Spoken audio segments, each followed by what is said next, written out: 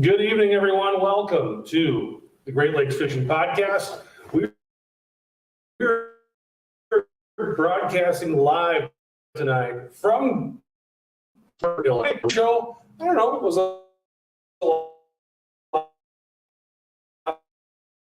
last year. Yeah, I think it was last year. Gerard, yeah, it was awesome to have you. I know the show we did last year was extremely popular, actually. We were talking about small boat angling on Lake Michigan and really any of the Great Lakes from YouTube and from over on Facebook. We got Russell Gill on YouTube and Tom Wright. So lots of people jumping on right now as well. Gerard, tell us about yourself first. Let's get started with that. So fishing Lake Michigan since I was a kid. Actually, when I first started in 1988 on the pier, I always looked at all the boats coming out and, and, I bought my first eventually after college and got my hours and got the like, hey, I did for a while and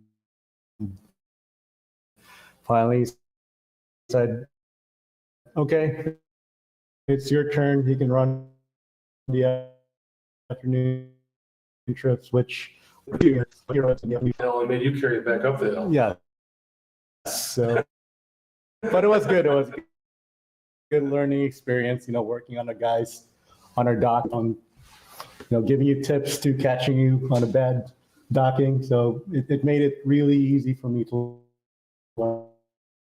Show, we got a lot of cool guests coming on. Captain Dan Keating will be on here. Weiner, we got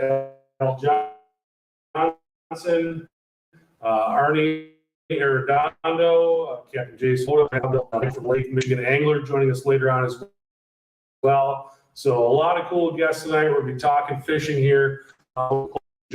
And any questions, go ahead and drop them in the comments. We'll get those to our guests as well. And just start talking some fishing. Looks like we got Meat Man on YouTube watching as well. Gerard, let's talk about kind of what's going on Lake Michigan right now. We're kind of on the south end, we're the Wisconsin-Illinois border on the west side of Lake Michigan. Tell us about kind of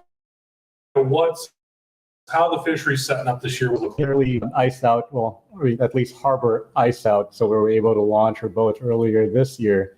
And to our surprise, we actually had a really good spot in April. We don't see them until later in the month in April, and it gets better in May. Mm-hmm. We had a lot of bait at the harbor mouths, and that's where the Coho were this year. And I've noticed too that the bigger some of those come up loaded with gobies instead of alewives. Mm-hmm. So the Cohos that were bigger were able to feed on the lead. So there were our fish that were hungrier.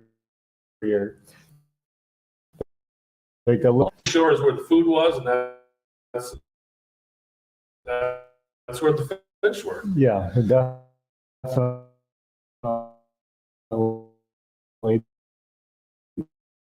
there's a plume that comes out of the harbor. The internet all day long. It's just what we're trying to give you is the best we can give you. Unfortunately, that's just where we're at. So hopefully you guys can watch and hopefully kind of take some of this in.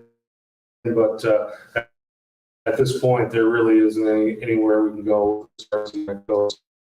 We are recording this as well in the podcast and it goes along, but unfortunately, right now, what it is what it is, and we couldn't get it any better than it is. So we're just going to keep moving on. It's kind of like fish are similar to humans. You get a guy like me, I'm going to be close to the buffet. Mm-hmm.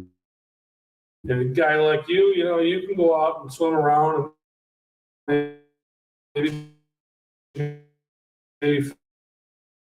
find some of the good stuff. So that's where wildlife last year, and he said if there's big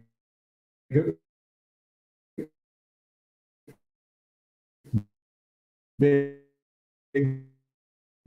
bait around, first push of kings mid-May, and they kind of move through, and then they kind of disappear, get a fish. So we've always thought that these were kind of transient fish are moving right through us, but this year they've stuck around. So there's been a lot of good catches of nice kinks in our area. as a kind of a coho fishery in May. They kind of go through in May, and you said those kings go off. So when you kind of lose that coho rush, those kings for a while? Not until August, but lately it's been good. We've had kings stick around on our returning fish. They kind of supplement that in August.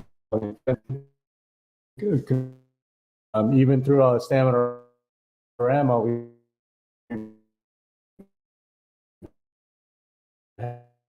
had good king fishing down here. So Tomorrow, we're going to go fishing. You and I are going to go fishing.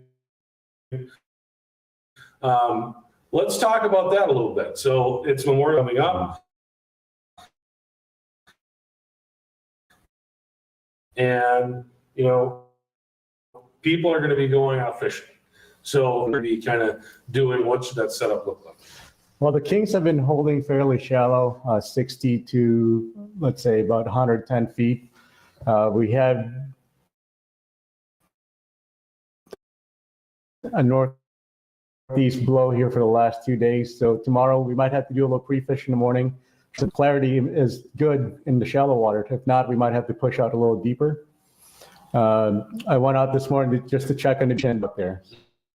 So as long as we get a little bit of east wind, it should help pack that mud. The fish will not move as deep as I hope. So hopefully we'll Get out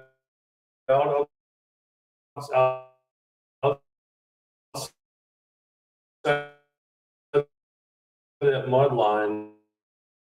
Well, what are you looking for as far as water before you start? once you have a steady east wind, and it can be almost vertical, but if it releases, you can actually. So that northeast wind, how does that affect that mud line, and how does it affect what we do to south tomorrow? So for us, northeast will keep it keeps it tight to shore. So we'll be okay. But if it switches to the west, then it pushes that water, then pushes out. So they're right, 60, 70, 800 feet. So then you'll have to sometimes push farther out. Literally.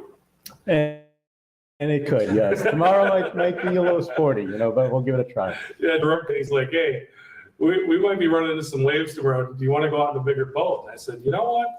It's been a while since I've been on a good chumming run, so let's give it a shot. And so that's one of the things that we talk about small reservoir when you're going out in a 16 to 20-foot boat where you're going to have people out. We got a question coming in off Facebook of our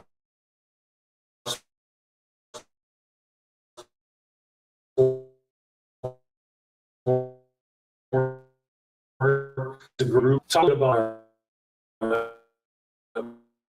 maybe 18 to 20 footer. Need to think about somebody that's going to, to be safe, basically watch, look at the one here on Michigan is always starting to get over 20 miles an hour. It's going to be fine.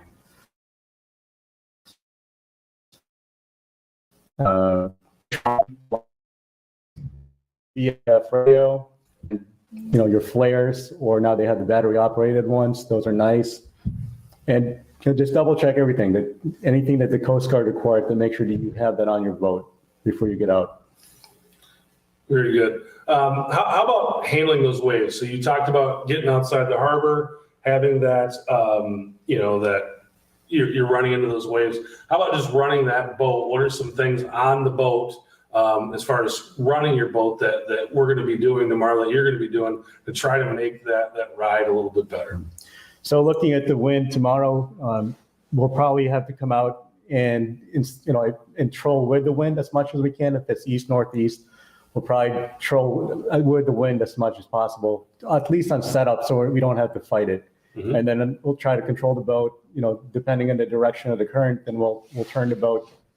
We'll try to find a good line, because sometimes you have to go against or with the current to find a good line to catch fish. So that's where you look at your rod, the way your dipsies bend. Mm-hmm. If there's current, then you can't catch fish, or you're going the wrong way. You look at your right side dipsy or port side dipsy and your starboard side dipsy. If you're drifting, one side's not going to have much pressure on it, so it's barely bending, while the other dipsy is bending pretty good. So, and that's where something like a fish hawk would tell you which way the current is going. So that would really help a lot to determine how much current we have underneath us. So just having that, just to see how that current is working, is going to help out a lot.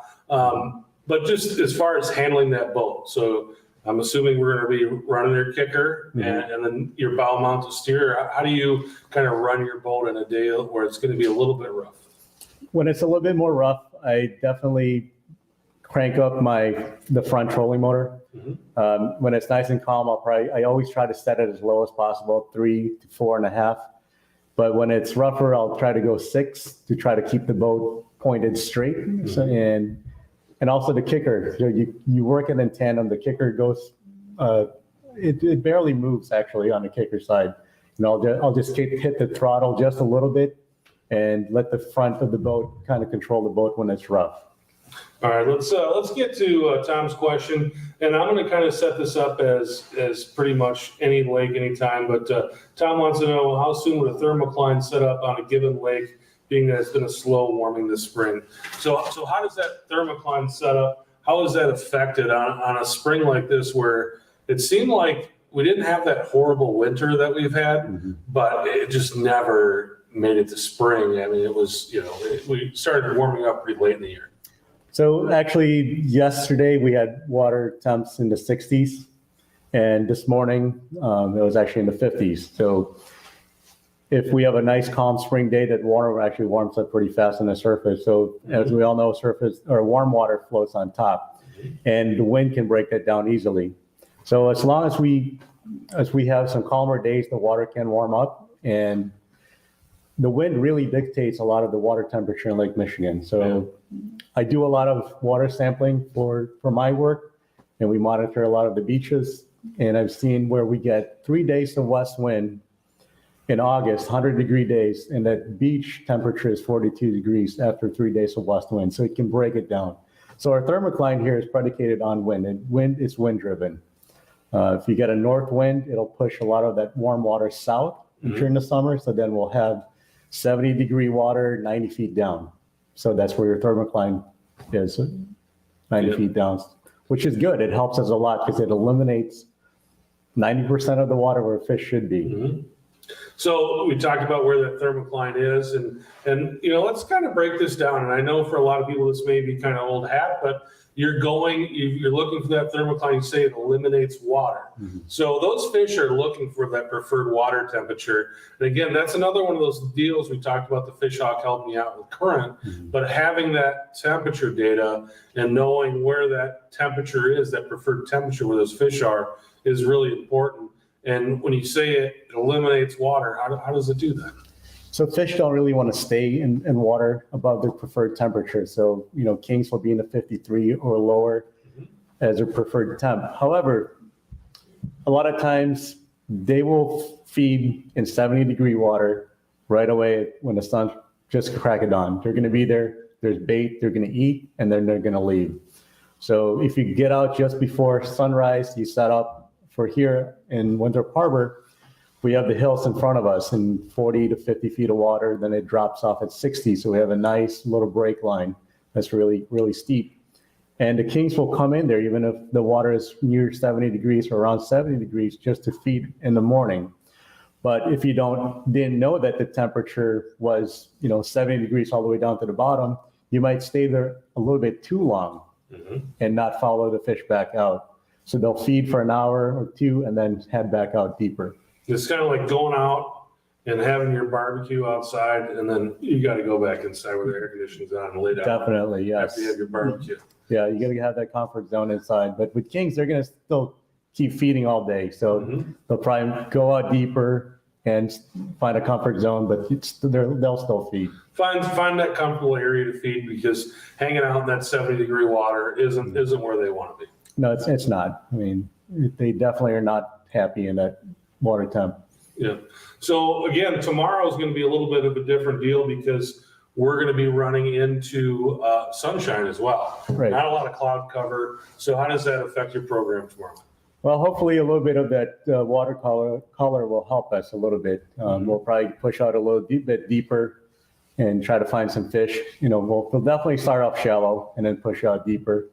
It seems like that's, what we do here. If the fish are feeding in shallow early in the morning, and we can follow them out. But a lot of times they'll stick around as long as we got 40, 50 degree water right now. So they're going to stick around near shore. All right. So every area kind of has their color and their thing. So what's the color here? What's the thing here? What are you going to have on the business end of these lines? Okay. So probably the most basic standard color for us here is like a stinger blue dolphin. I mean, you can't go wrong with that. Caramel dolphin. And over the years, the Moonshine Wonder Bread, it's a staple. You can't go wrong with that one. Last year, I think everyone was running anything with red was good. And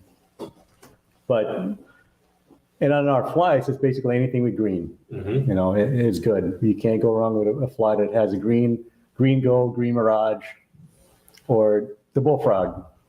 The Howie bullfrog is probably one of the number one flies that I use, and everyone else will have. You can't go wrong with that one either. All right, Michael is running guest for us. I'm not sure where he went, but I know we got Captain Dan Keating in the green room, so we can get Dan out there. I think what's happening is all the captains are standing out in the store. Yes. And they start talking. And then no one is keeping. You should mic them up out there. That's a good conversation. Right. That's probably where the real show is. Yes. That's a good idea. Just give everyone a mic and just listen into what they say. That would be another show, a good show. I've been talking to Rob and Mike all afternoon about doing this show and thinking about coming back and doing it again next year. Yeah. That's the idea. Yeah, just give everyone a mic and putting the camera out there, just putting a mic, and we'll just act like we're doing a show here, but not really do it. But just run the show out there. Leave a bottle of tequila and that's where the good stuff is. Spill the good beans. All right, we got Tom asking another question here. He says, when you target cohos, is Dan ready? Oh, here's Dan. Let's bring Dan in. Dan, you get to see right in the middle with the golden mic. Oh, sure.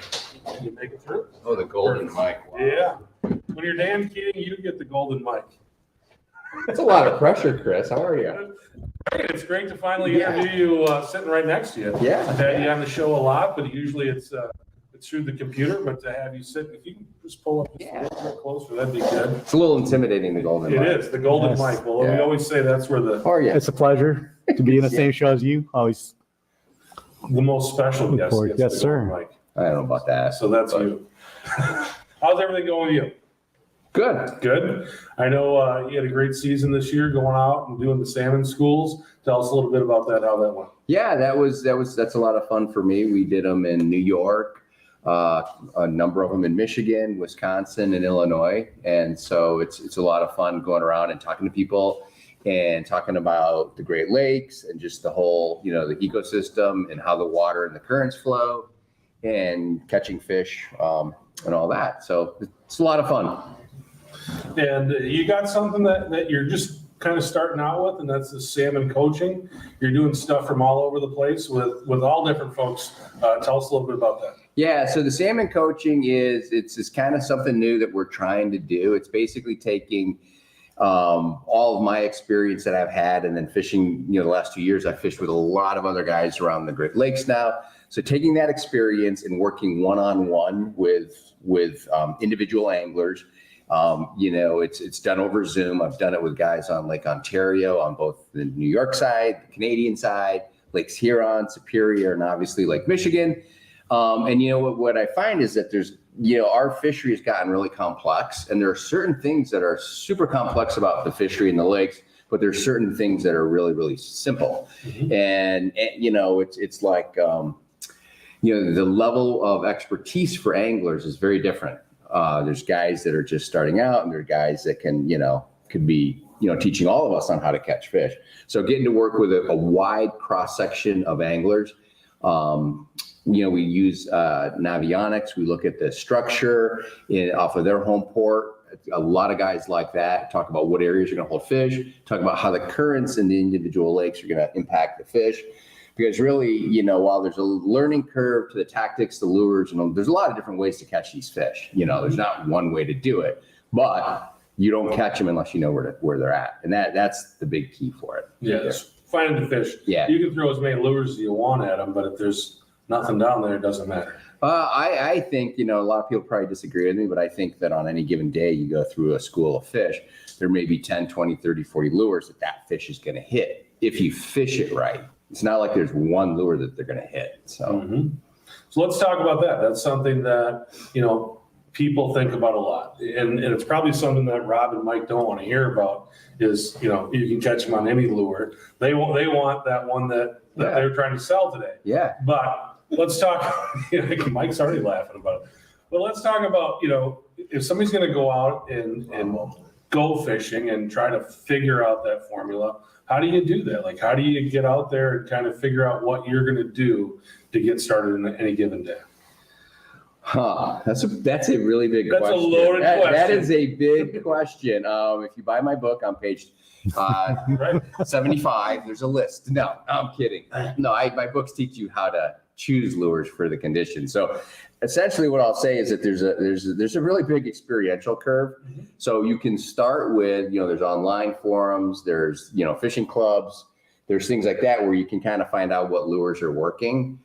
That's a starting point, but part of it is that you collect your arsenal of lures, and then you get out on the water, and then as you're picking the lures to use, you're essentially going to use either a flasher fly, a spoon, a body bait, or a meat rig. They all have their place. So, being systematic about it, and then, choosing the color of the lure, it really has a lot to do with how far down in the water column you're going.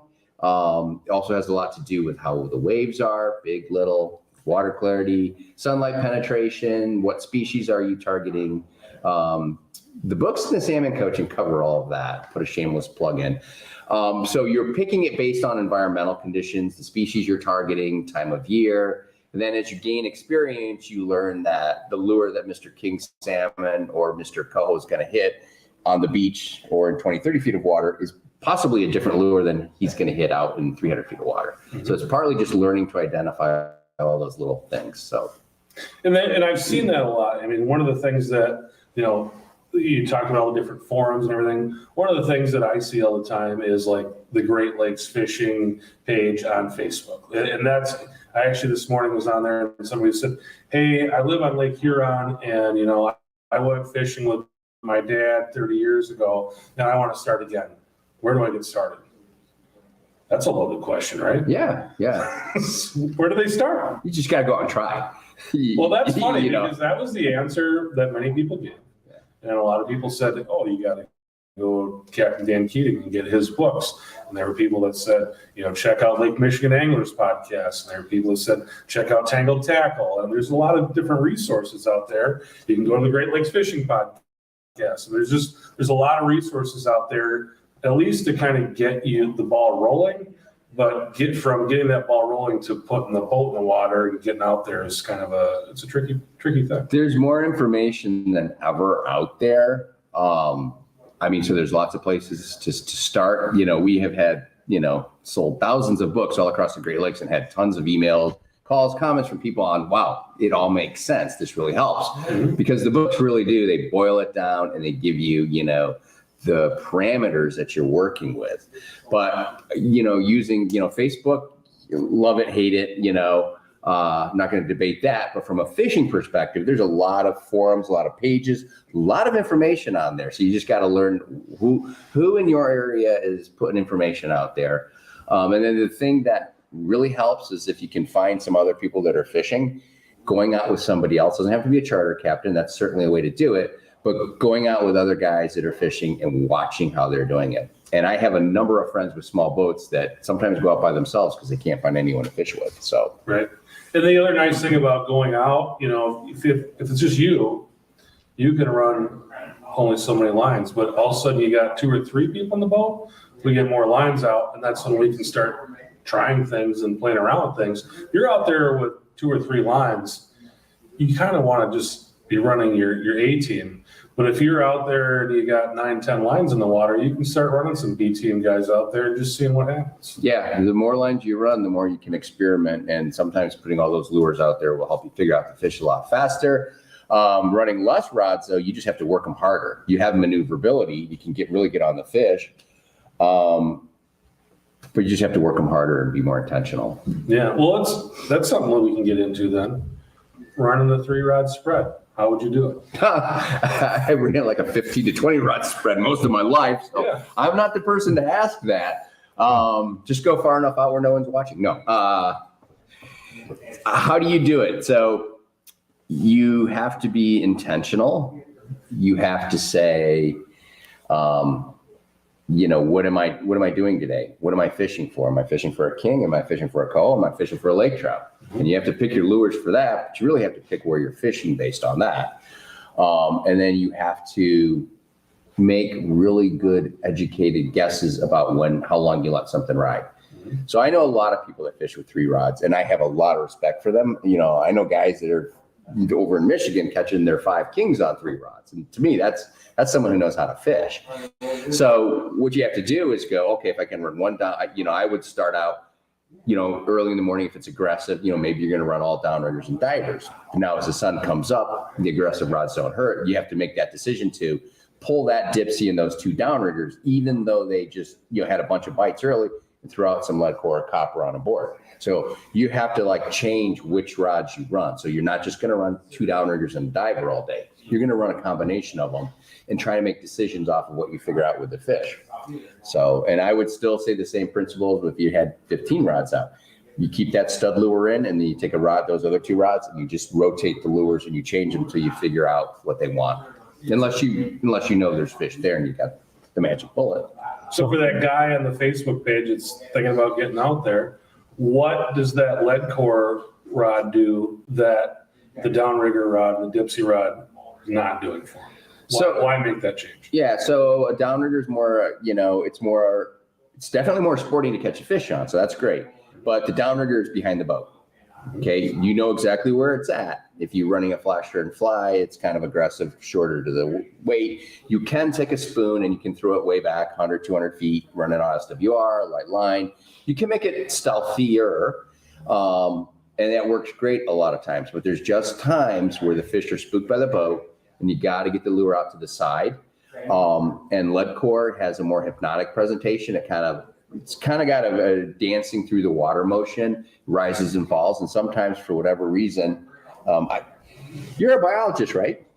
Yes, sir. Yeah. So for whatever reason, these creatures with a brain the size of a pea will sometimes only hit a lure that's kind of going like that versus one that's on a downrigger under the boat. I have no idea why that is. It's pretty much instinctive. They don't think I want a hamburger today or I want a carrot stick. Yeah. It's there's food, I have to eat it. now that food is acting differently. Something gets triggered in a tiny brain, and then they're going to go eat it. Yeah. They don't have a choice. It's like, I feel like I'm going to go to Subway today or McDonald's. They don't have a choice. It's like, here's a food, I need to eat it. It's going to get away from me. Yeah. Or if they're in a negative mood, then you have to trigger something, right? Yeah. Yep.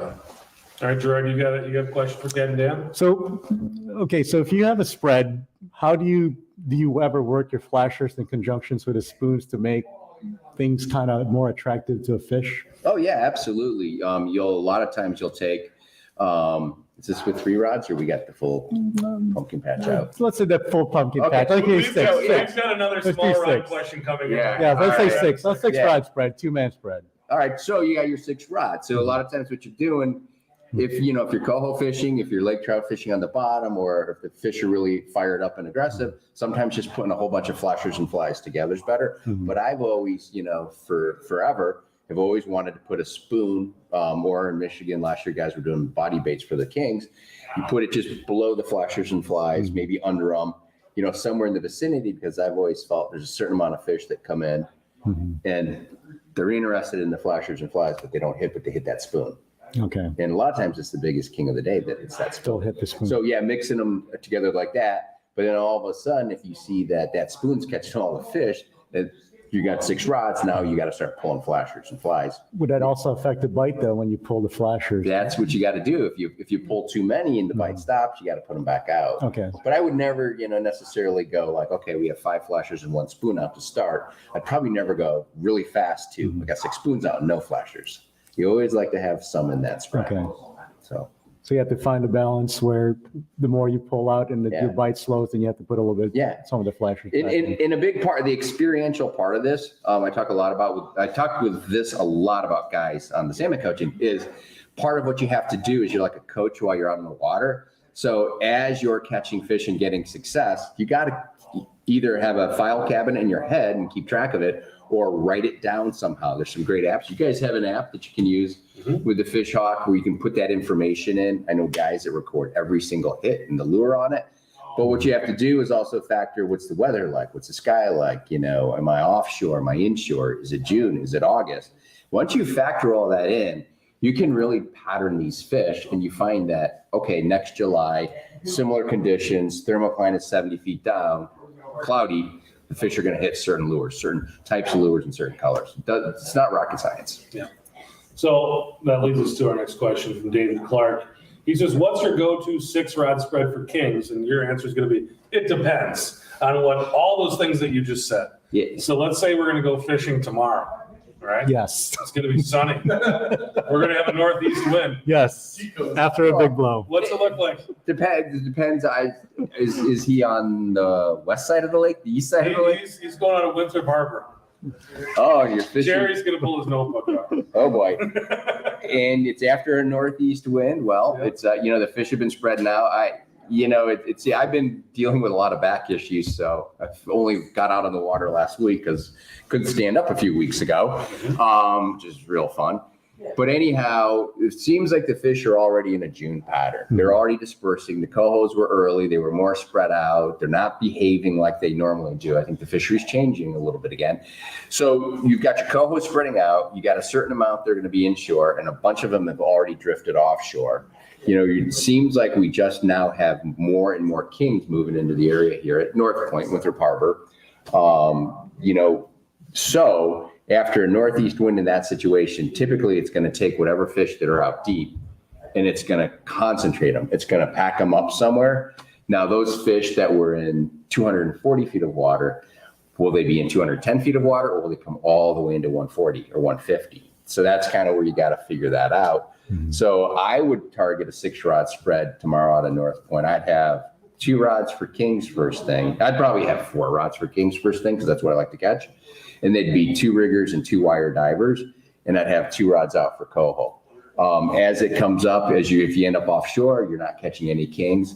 I would still keep 1 or 2 rods downstairs. It'd probably be a downrigger with either an SWR or a paddle of some sort and color. And then a combination, you'd have to figure out, there may still be cohos and steelhead on the surface. So those would be monoplanar boards. I I do know guys that were catching kings on coppers the last 10 days or so. So I'm probably confusing you at this point. So basically, you got to run a lot of different stuff. Yeah. Cover the water is what you're saying. I would cover the water column. I would multi-species fish. If there's just two guys on the boat, I would try to catch a big spag. That's what I would do. If you find that you get somewhere, let's say you're out in 150 feet of water or in 70 feet of water, wherever it may be, and you get a pocket of cohos, just finish off and put all your coho gear out, which would probably be mono yellow birds and divers. Okay. One of the things that you said 2 or 3 times since we've been here is that you think the fishery is changing. How is it changing and why is it changing? So I think the fishery is changing in big part because our weather patterns have been changing. Our winters, when we have a mild winter, the fish seem to move differently. I believe there is a percentage of naturally reproducing fish, both kings and cohos in the lake. I think a lot of them are coming from Lake Huron, if my understanding of it is right. And from what I do salmon coaching with guys on Lake Huron that catch kings and cohos in areas that they were never stocked. So I think the natural fish migrate different than the stocker fish. Michigan is also spreading out where they stock their fish, changing some locations. So I think just partly the weather, And do you think that's a trend or you think that's just something that's like a blip? I think nature constantly changes. I think there are some things that will never change. A coho will always hit a red or yellow dodger and a little green fly. Kings are always going to go back to spawn when when the biological clock ticks. But I think fisheries adapt, and the forage basin like Michigan is changing. Alewife populations go up and down.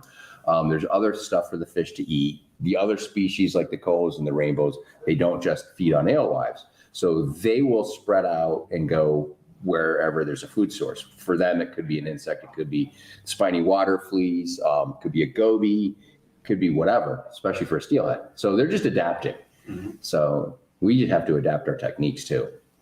And, with that forage base always changing, what is that a product of? I mean, I know we brought salmon here to take care of these alewives, and now, that population goes up and down. We've got gobies here now that we didn't have. There's just lots of different things happening. And how does that all happen? So I think things are cyclical, especially in nature, and we forget that the Great Lakes are an open system. I mean, they are connected to the rest of the world through shipping water, ballast water rather. There's more invasive species. The water clarity is changing. I think the zebra and quagga mussels had a huge impact cleaning the water up, more so on Lakes Michigan and Superior than the other Great Lakes. But as those populations decline, the water is not as clear, so clear, but that's changing. So as the environmental conditions change, as the weather patterns get more volatile, we get warmer winters, mild winters, that's going to affect the recruitment of the alewives. How many of them are going to survive with that warm water in the winter versus a really, really severely cold winter. And so the bait fish levels are going to go up and down also as the bottom of the food chain either increases or decreases. And the salmon don't just eat one thing like some people think. They'll eat whatever's available and they'll go wherever that food source is. So where do you see this fishery going in the next 5 years? Oh, I think this year is going to be really good. I mean, I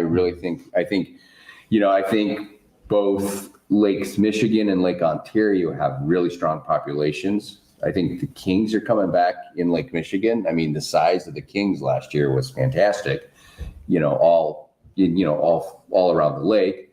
I think your coho population is super strong. The steelhead are going to be whatever they're going to be because they're kind of a mystery. And there's plenty of lake trout. So I think we're in a good spot right now. I do.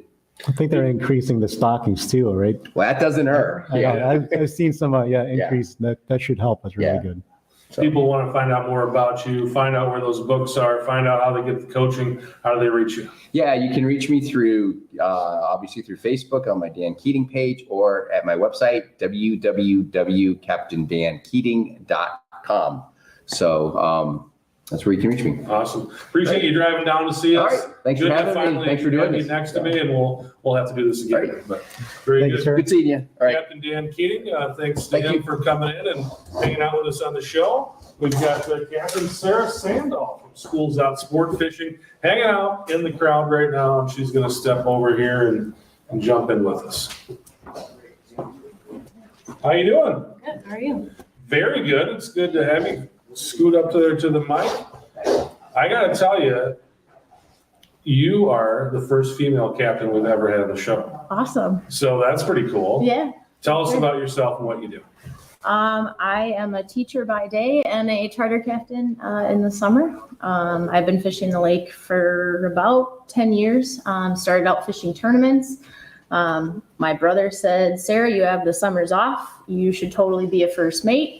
So I started first mating for a couple of guys that run charters that were part of our salmon club. And then my boyfriend, who owns the business that I work for now, he put another boat in the water and he needed somebody to run it. So I went back and got my captain's license, and this is my third year running my own boat. That is, I never even thought about that, but that is a brilliant idea for a teacher. I need to Yeah, be a You got teacher. the summer off. yeah. That is a really good idea. Yeah, he just wanted information from me. Yeah, wanted information from me. It's like, there's cheap labor I can get through the summer. So it works out good. So tell me about the boat that you're running and kind of what you do, what your program looks like. Where do you fish out of and those types of things? So we are out of Racine, so a little bit north of here. We have 3 boats in the water, a 35-foot Lures Allure, that's the boat I run. We have a 34-foot Pursuit, that's the boat that Shane's run. And then we have a 24-foot North River. That one went in the water just yesterday. So that's the 3rd boat added to the fleet. Having a network, I can't say, enough about that. You have to have a lot of people that you reach out to, because it's a big lake. So I have my go-to stuff that's consistent every year. So I have, I just throw out my usuals and then adapt from that. What are the fish telling me they want? And, talking to other people and figuring out, what the fish want. So tell us a little bit about Racine. We're in Winthrop Harbor here. Racine, how much further north is that from here? About 25 miles north. What's different about that? 25 miles, you could have a whole bunch of structure change. Tell us about Racine compared to here. So the hills do continue. I think you talked about the hills a little bit. They continue up towards Racine. We have what's called the Rock, which is a reef just outside the harbor that holds a lot of fish in there. Just north of us, we have Wind Point, and then the structure called the Cans, which are shoals that usually hold a bunch of fish. We have the Oak Creek Power Plant that's just a little bit north that fish will slide in just north of the point there. So lots of different structures that we can fish, and then also we can come south too. So we have a lot going for us up there. Is that something that can be a detriment, knowing that, when you go out, if you've only got one big chunk of structure, then it's pretty easy to make your decision on where to go. But you just described a lot of different places, a lot of different opportunities to go to. How do you sort that out as a captain and kind of choose where you're going to go in the morning? I make a lot of phone calls.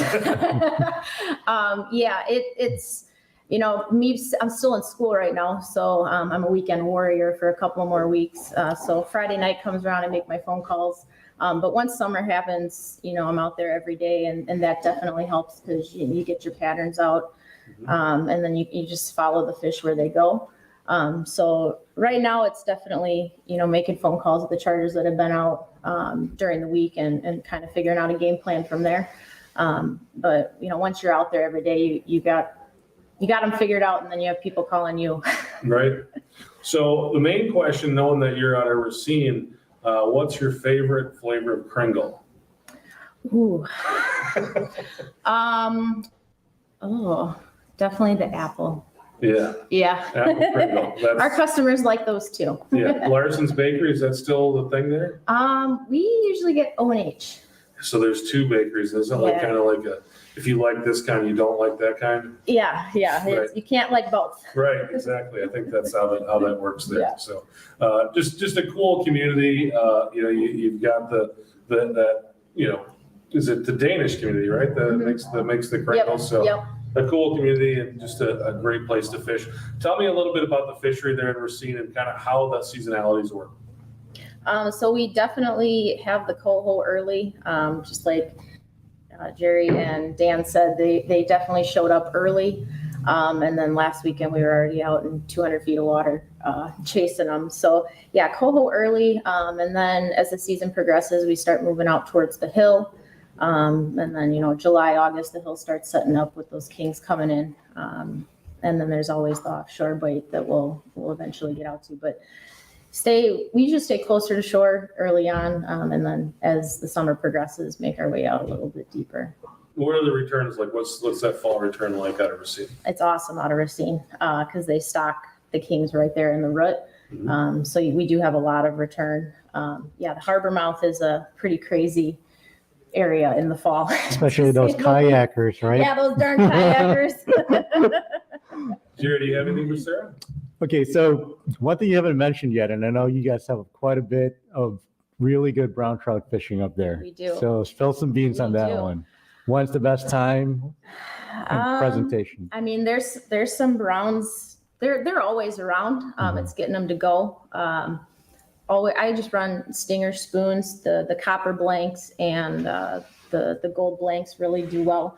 I'll run light lines off of my downriggers. But they'll hit coho stuff too. Do you have to run them closer to the bottom? Yeah. Okay. Yeah, I do run them closer to the bottom off of the riggers. But yeah, just the stinger spoons on the gold blanks and the copper blanks are really good. Around the cans is really good, in tight right off the point. And then the rock too, the reef that I was talking about out there, you get some good ones out of there too. Scott Garbs over on YouTube says that he's going to be fishing with you folks in a couple weeks. Excellent. So he's saying hello. We did have a question here earlier, and we'll give it to you. I think it was actually directed towards Jerry earlier in the show. I can't get to that comment anymore, but just asking about cohos and what your setup for cohos looks like. So right now I'm running a 15 rod spread. I run 4 mono boards on each side, different lengths, anywhere I'll run on one side, like 50, 40, 30, 20. And then, if they're hitting the deeper one, then I'll adjust and run them a little bit longer off of the boards. I run 2 dipsies, 2 braid divers on each side, 1 high diver, 1 low diver. One's on a 3 setting, one's on a 1 setting. And then I run 3 riggers. I'll run like a stubby flasher or stubby dodger and double O, typical coho stuff. And then I always run an SWR just to keep the kings honest. And then, when we know there's a little more kings around, then I'll throw some king stuff out there. Like last weekend, the cohos, they disappeared. So I definitely threw some more king stuff out, just 8-inch flashers and 4-inch flies. So that spoon you gave me earlier, I'm going to put that on an SWR. And how deep? Where are you fishing? Right here. Towards the bottom. Okay. So a 15 rod spread for cohos, and Racine's got that reputation where when the cohos are on, they're on, and you're going to be busy. Oh, yeah. How do you manage a spread like that when the cohos are going? Have a good first mate. It's always nice having a good first mate that knows the next move that needs to happen without you having to say. I've got a 17-year-old working for me. His name's Ben. Ben, you better be watching. And we fished together a lot last summer, and a little bit the summer before. And he and I, we've made a really good team. Like he knows what I'm thinking, or I'll just yell at him and he'll do it. And it's nice where you don't have to say what you need next. Right. So, there'll be some times that there's 5-6 rods out of the water, and then it's like, all right, we'll just get them back in when we can get them back in. So extra rod holders is going to be the key. Yes, for sure. Place to put the dead rods. Talk about that. So you brought up Ben and how you guys kind of work together. How do you get, and this is probably something for even the folks who are going to go out and fish on a 20-footer with your let's say your buddy, or maybe you've got a teenage child or something you're going to go out with. How do you work on that where you can start working in rhythm with someone? How does that kind of formed? I think a lot of it helped for me fishing on my tournament team with my brother and then a couple other guys. You have to, you just pick up on what needs to happen. And the only way you can do that is by doing it. Like I can sit in front of you and tell you all day what needs to be done, but you just have to do it. And like, know when to move rods, know when to stow a rod, know when you can put this back out. And it takes just a lot of practice and routine, and people can't get upset when they get yelled at to do something. Are you hard on your first mates? He changes a lot of baits. Yeah. Yeah.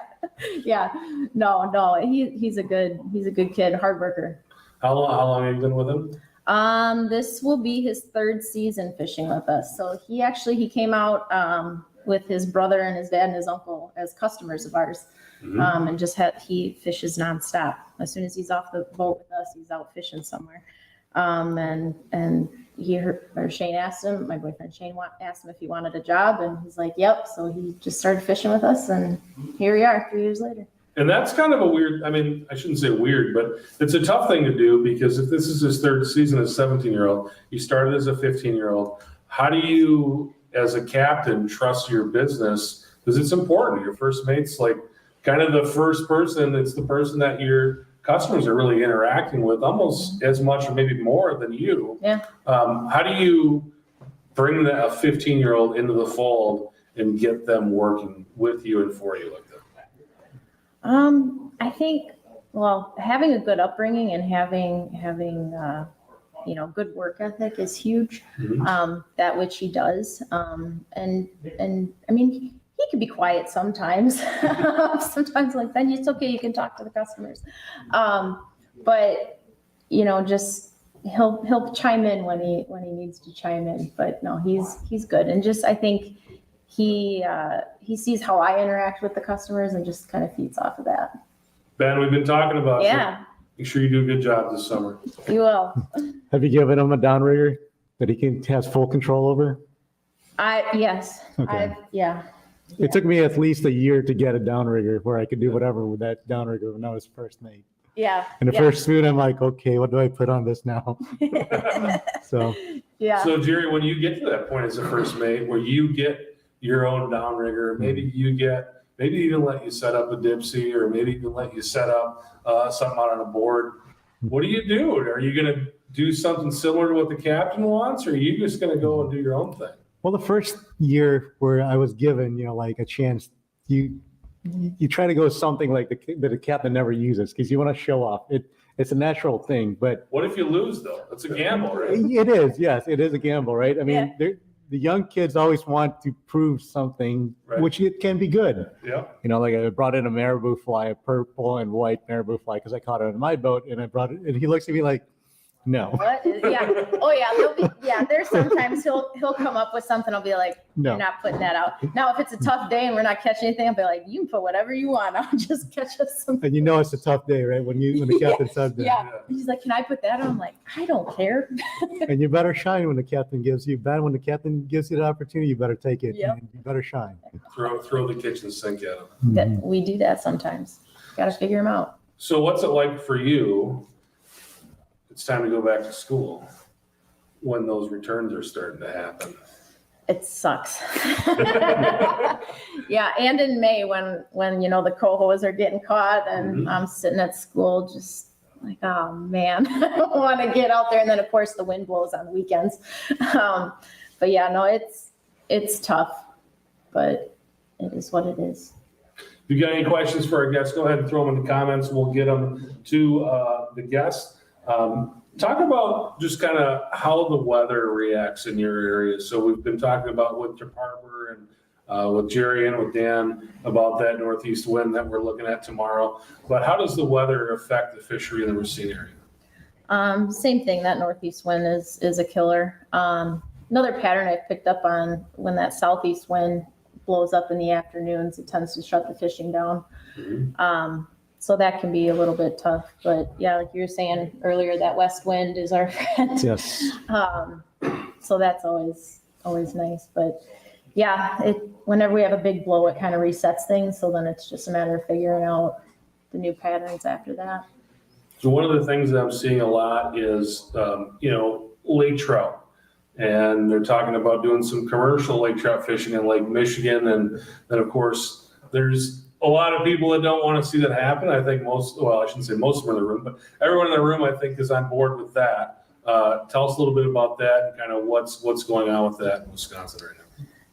So there's a proposal that the commercial fishermen would be able to harvest lake trout as part of their catch. Us as charter captains, we don't want to see that happen because, who knows the impact that it'll have on the fishery. And, there's sometimes that there's not a lot of salmon around. So we rely heavily on the lake trout, to put some fish in the boat. And, if who knows what the population will do. And so it's been a very hot topic among the fishing community as of late. Yeah. And it's something that when you talk to, biologists I know in Lake Ontario and Lake Erie, there's a lot of people that are talking about, we're trying to rebuild this lake trout population and we want to get our lake trout back to where they were because they're actually a native species.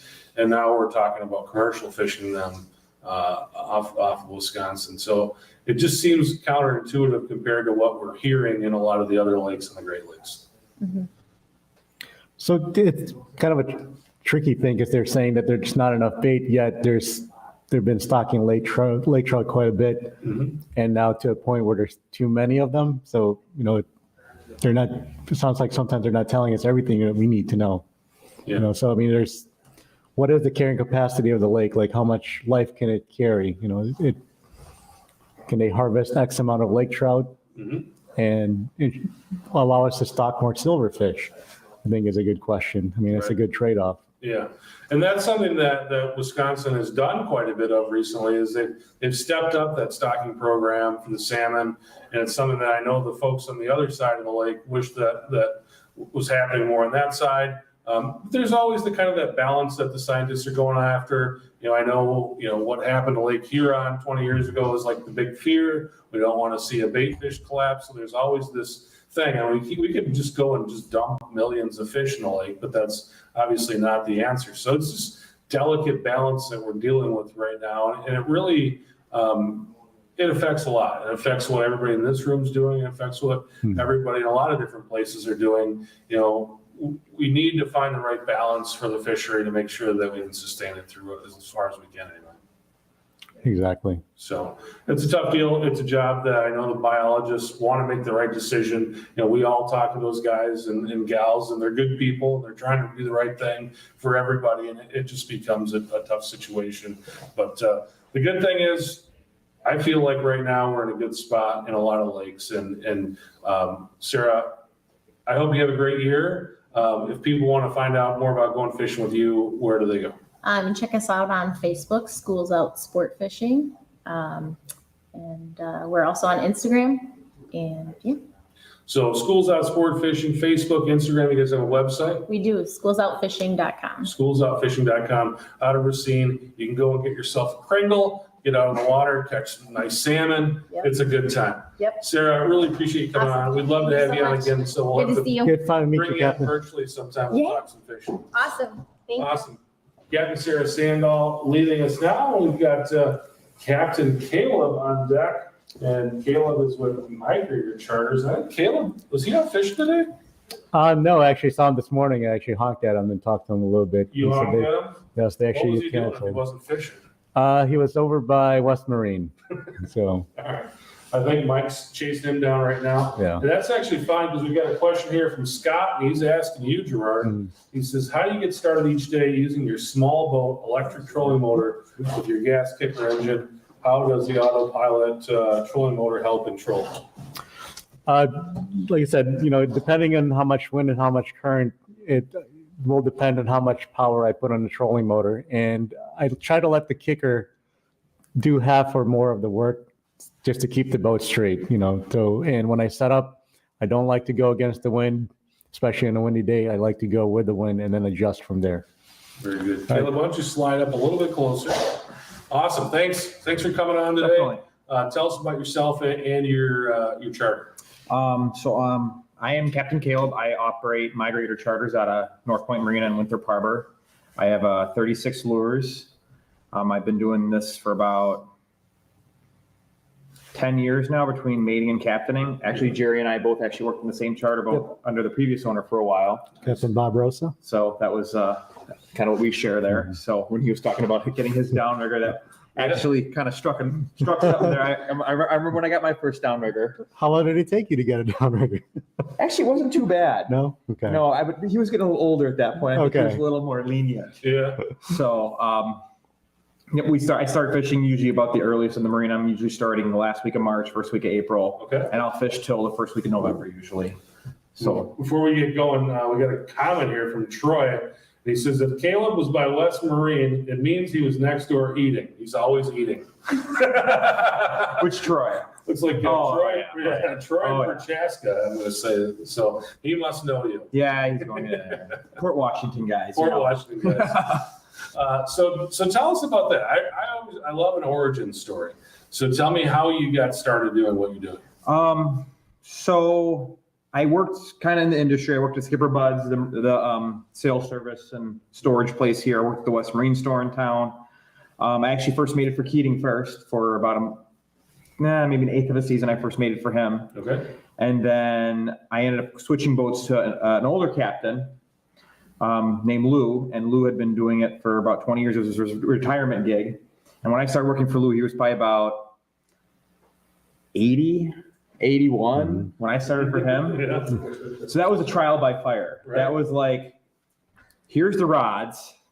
I don't think, go fishing and I'll drive the boat. No autopilot. He would manually steer the boat the whole time. And it was not, hey, you should put this out. It was, hey, figure it out. You're the first mate. Your job is to land the fish, catch the fish, hook the lines up. And so I worked for him for a season. And then I started working for Bob Rosa on the migrator as well. When Lou wasn't out. Lou didn't have a lot of trips at that time. He was already getting old. So I worked for Bob when I wasn't with Lou because Bob was running full time. And then if Bob still didn't have a trip, I worked for somebody else. So I know at one point, one of those years between, things get hazy now. Right. I worked on like 17 different charter boats in one season, just hopping boats wherever I could find work. So Yeah. that's kind of where I really definitely learned the most. Because, you see how one captain does something and you think, man, that is great. And then you see how somebody else does it and you're like, not so good. So, and that's for just running rods, dealing with customers. Right. Just how they keep their boat. I mean, that literally goes down to everything. So I kind of took all that knowledge and did what I kind of liked the most. I like that story. 17 captains in one season. So you learned a lot. Tell me about what makes a good first mate. I mean, I think when you do that and you work for that many captains, you find out what you need to do. So what makes a great first mate? So that's a very loaded question. Yeah, I've been asking a lot of those tonight. So there's days where my first mate's I have a great first mate right now. His name is Eli. He's really great on the boat. Really good with the customers, really great with the rods. But there's days where he'll talk to a customer and start chatting with the group and they are just locked into what he's talking about. It's something that I could care less about. And all of a sudden, I'm running the rods. I'm in the back of the boat. He's sitting there chatting away, and that's perfectly fine. For me, it's all about the experience at the end of the day for these customers. Some customers come out and they could care less if they catch 3 fish. And some customers are all they care about. Like they want us both focused in. You can tell what they want. And a good first mate, I think, will see that and think, okay, we need to be, these people are like hardcore into this. Let's make this happen. In some groups, they just like, talk to me. So I think a great first mate is able to kind of figure out what kind of group you have, because every group is so different. So having that first mate that can just adjust to every group as necessary is very important. And there's certain times where a first mate is going to be more familiar with what the customers are interested in. We had a first mate a few years ago. He's gone on to other things, but he was really big into sports, really big into baseball especially.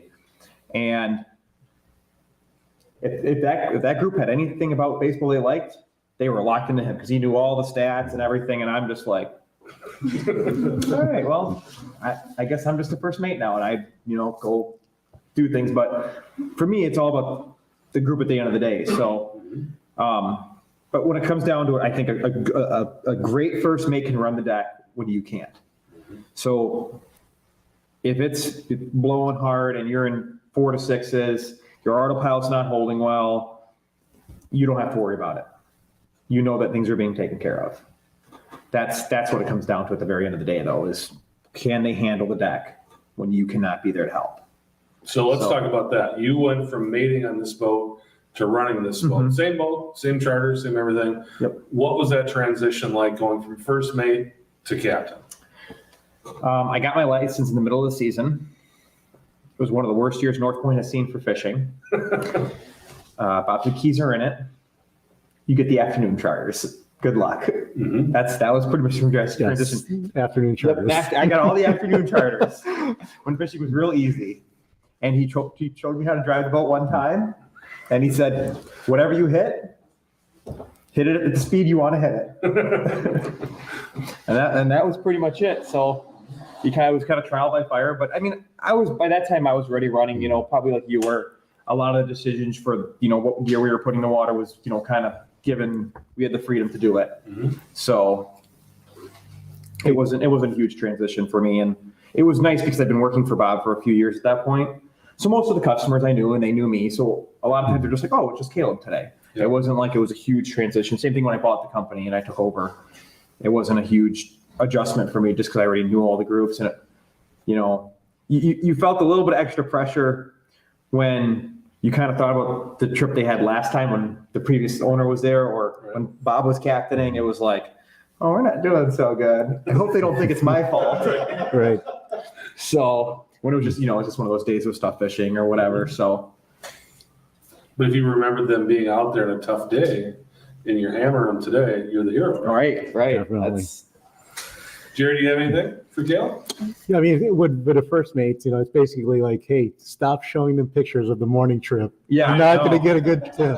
How was fishing this morning? There's the question you always get. How was it this morning when you have an afternoon group? It was good. It was all right. It's okay.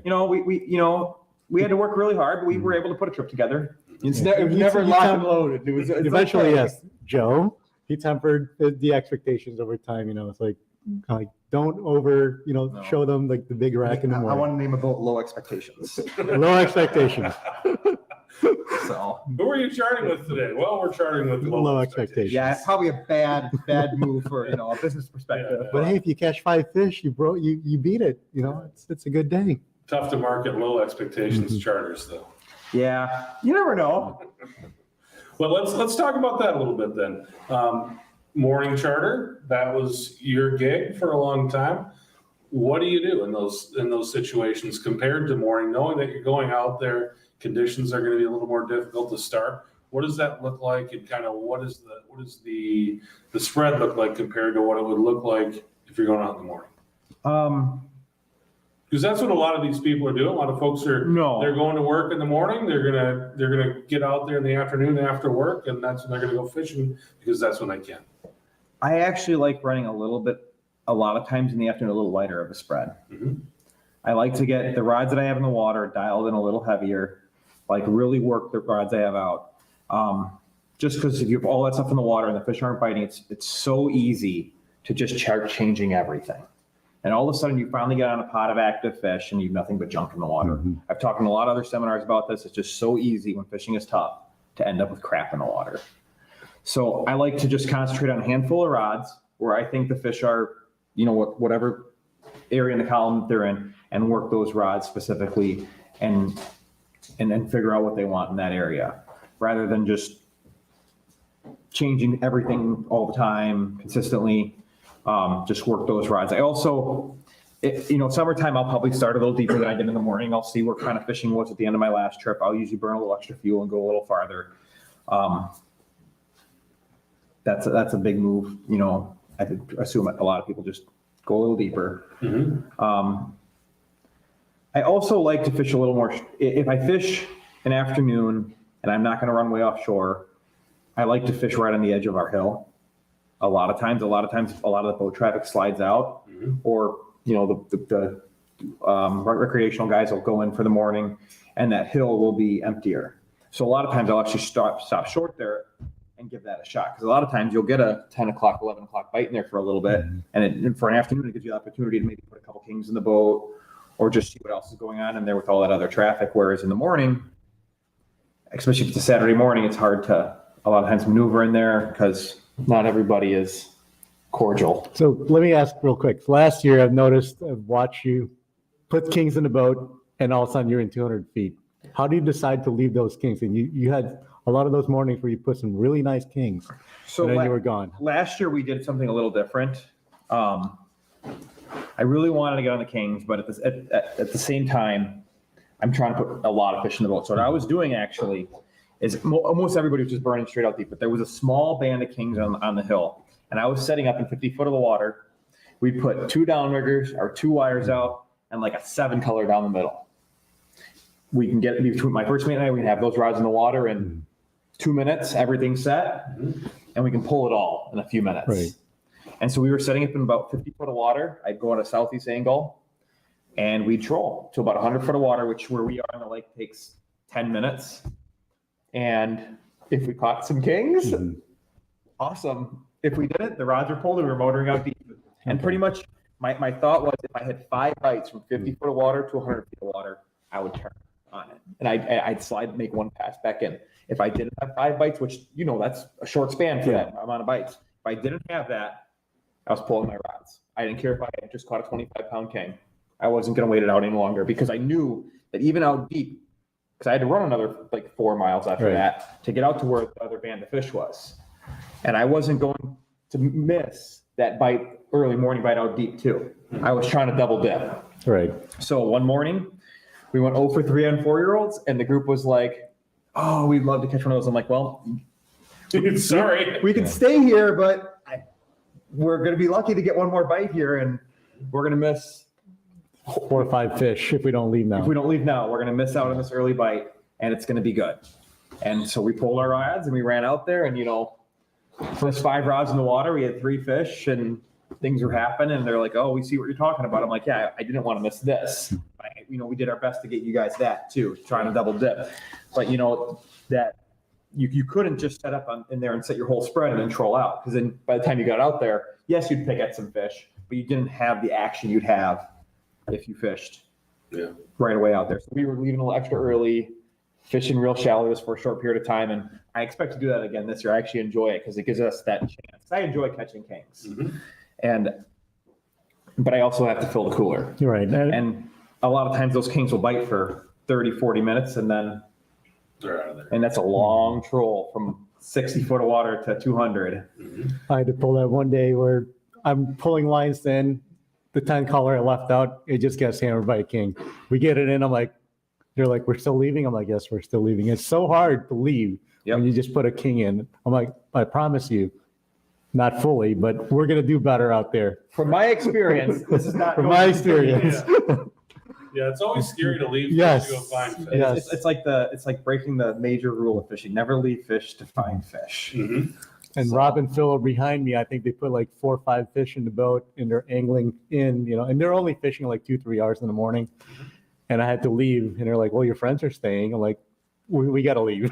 And I watch you fish with Rob and Phil in his boat, and they'll text me, and I see them in 45 foot of water, setting their rods, and I'm motoring I'm not even thinking about stopping, sometimes. And Yes. and I know that they're going to, pull a couple really nice fish in, but at the same time, is it, the numbers that I need You have to be disciplined. to discipline and know where that big bulk of fish is. And we have certain groups that would rather just catch, 2, 3, 4 big fish. So we'll just fish in there the whole trip. But the majority of the time, I think most of our groups would prefer just to catch the numbers and have the action the whole trip.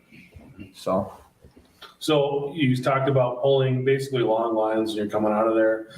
You get out into that deep water. What does the spread look like at that point? Midsummer, I'm usually running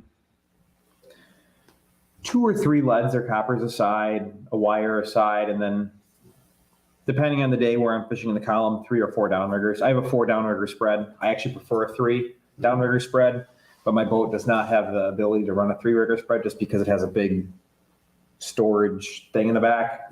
So I can't run 3 riggers, but So 3 downriggers, 2 wires, and then depending on the fishing, leads, coppers. I try and run my leads on one side and my coppers on the other side, but somehow they always seem to end up having both on both sides. But Tell me about what you're running on the end of those lines. I like running spoons in my leads and coppers. Okay. I think because they're so speed tolerant, and especially when I'm hunting for fish, I will troll faster. Mhm. And I just feel that I have a lot more confidence in my spoons getting bit at, 2.6, 2.8 knots than I do any flash or fly. So I like to run, and I've always thought as a letter copper as more of a stealthy presentation. So it happens a few times a year, but I almost never have a flash or fly in my coppers. If I'm strictly kingfishing inside, I will put one or two, a flash or fly on a copper or lead, but otherwise I'm pretty much all spoons. Down below too? On my leads and coppers? Down on your riggers? No, riggers, I usually run an SWR, and then I have a deep rigger that I usually run like a spin and glow or a paddle of some kind way down deep. And then depending if there's some cohos around, then maybe I have a steel dodger with a full fly, like mid-level, 40 to 80 down. If there's not cohos around, then I'll just put another spoon out down there. And then my wires are almost always a flash or fly. The way I was taught was always a dipsy is already usually an aggressive presentation. So I always leave a flash or fly on there. If it's a real flat, calm, sunny day, I may switch to a spoon and put, stretch a leader way out and put it out. But I usually like to always leave those. What are your colors? What do you dig? All of them. What day are we fishing? Yeah, tomorrow. Where? It's like any cat. I'm trying to fill Jerry with as much information. I've got, I stopped them this morning, so I 5,000 spoons on board, and Right. which ones, give me insight. My all-time favorite spoon is an RV Moonshine Wonder Bread. yes. I think it's hands down probably one of the best spoons on the market. I like the RV Blue Flounder. That's a really good early morning spoon for me. I really like that one. Flasher flies. I like the Pro King Dragon Slayer. I still really like a regular white hot spot with a bullfrog Howie behind it. It seems like that's getting it's almost like a thing of the past now. There's so many other things out there, and when I started, that was on every rod, Yes. walking up and down the dock, and now there's White so many more hotspot. things out. Like I don't think he even has them in the store anymore. Right. Well, tell us a little about that. You've been around for a while now. You're not an old guy, but you've been around for a little while. How has things changed from day one when you were mating to now? Like, what are you seeing different out on the water that you didn't see back then? There's people are starting to do a little more different things again. Like pump handles are becoming back. The big lead balls people are running off boards. That's kind of made a big comeback. And that's never been a thing since I've started. The only time I ever saw anybody do that was up north in like Sturgeon Bay.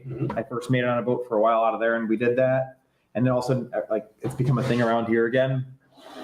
I still think lead and copper is way better, and you don't have a 12-ounce ball swinging at you in the face and it gets to the back of the boat. Probably safer with the lead and copper too.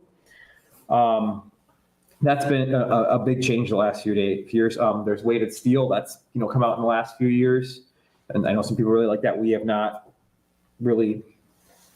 I actually bought a reel, was going to put weighted steel on it, and then I never did, and it's still sitting in the cabin of my boat. So we just use lead and copper still. What about fluoro? Do you use fluoro? So I use fluoro on all my spoon. Anything with a spoon on it, I run fluoro, but I still use mono for all my flies. Okay. How long a leads you usually run?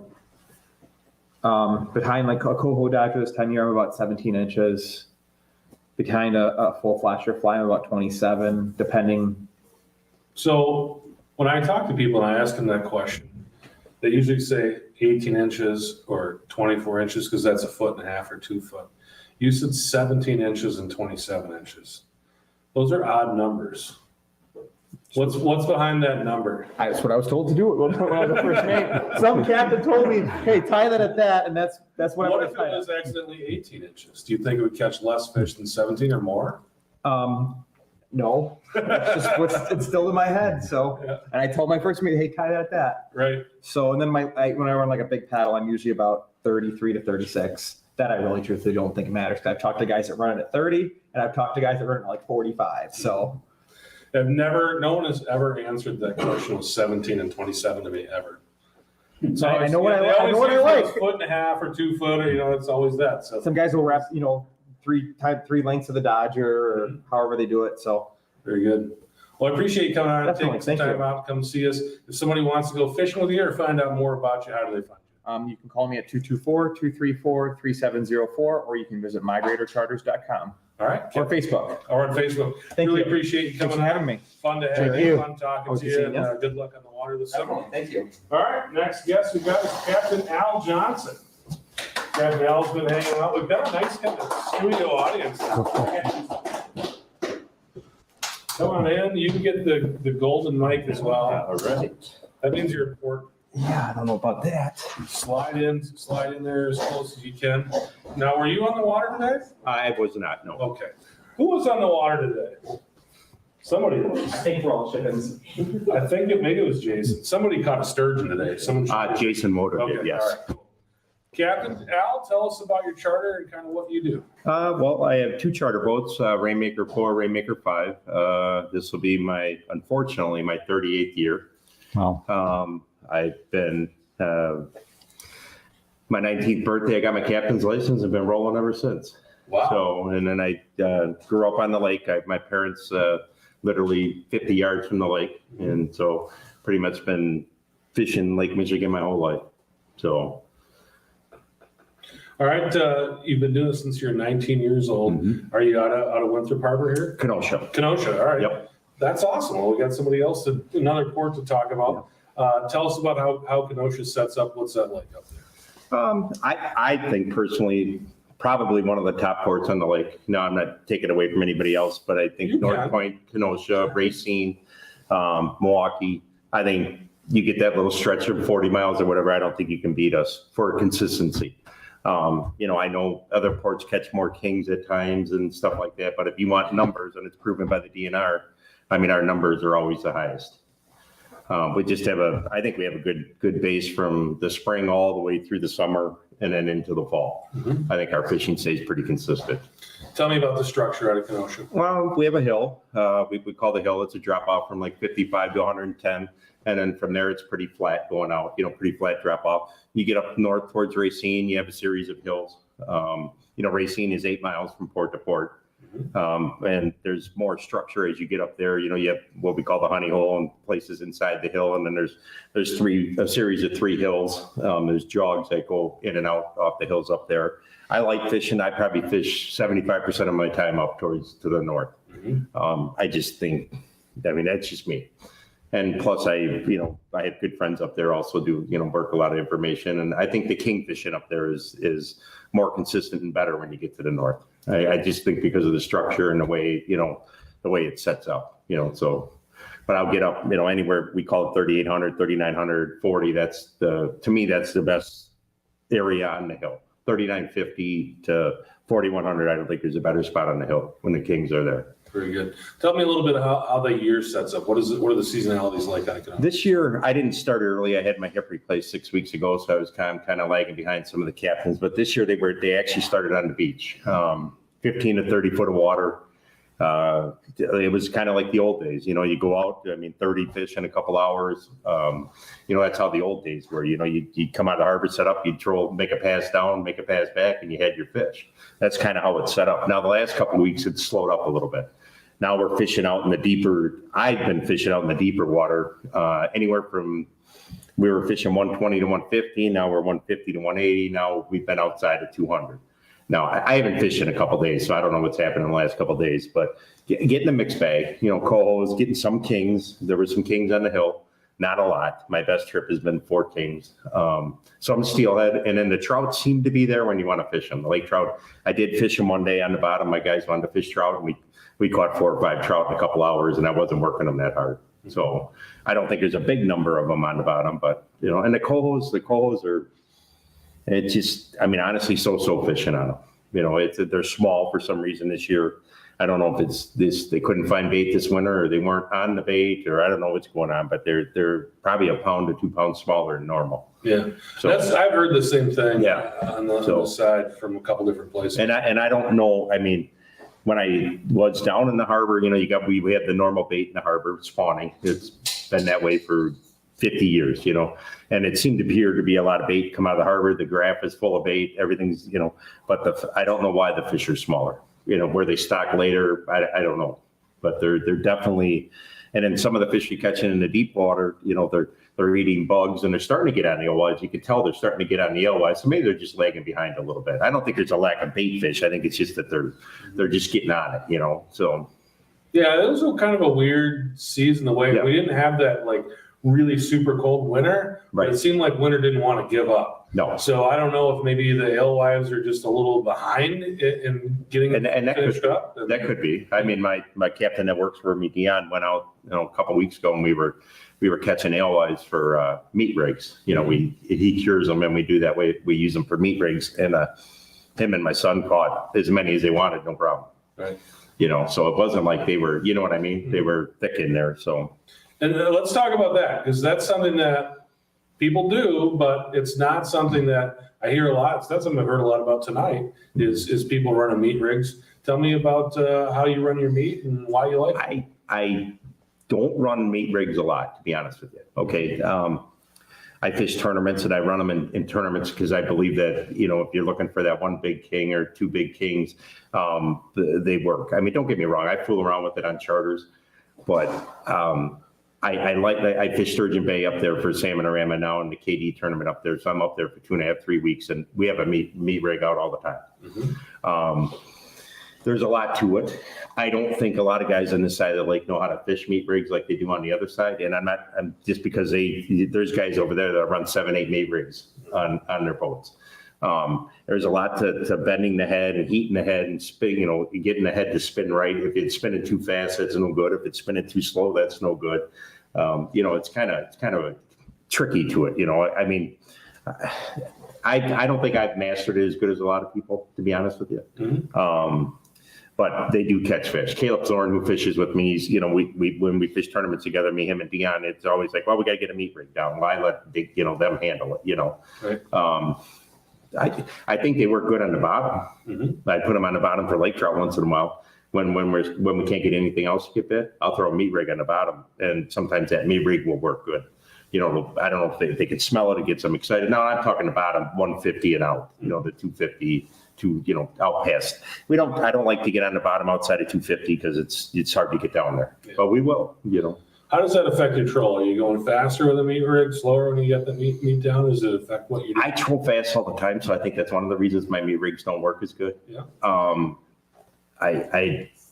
Kings and Coho swim at 30 miles an hour. Right. To go 2 miles an hour, I think is too slow. And if you talk to the guys across the lake right now, I was talking to Dave Engel today from Best Chance, and he told me, he goes, Al, you can't catch the kings unless you're going around 3 miles an hour.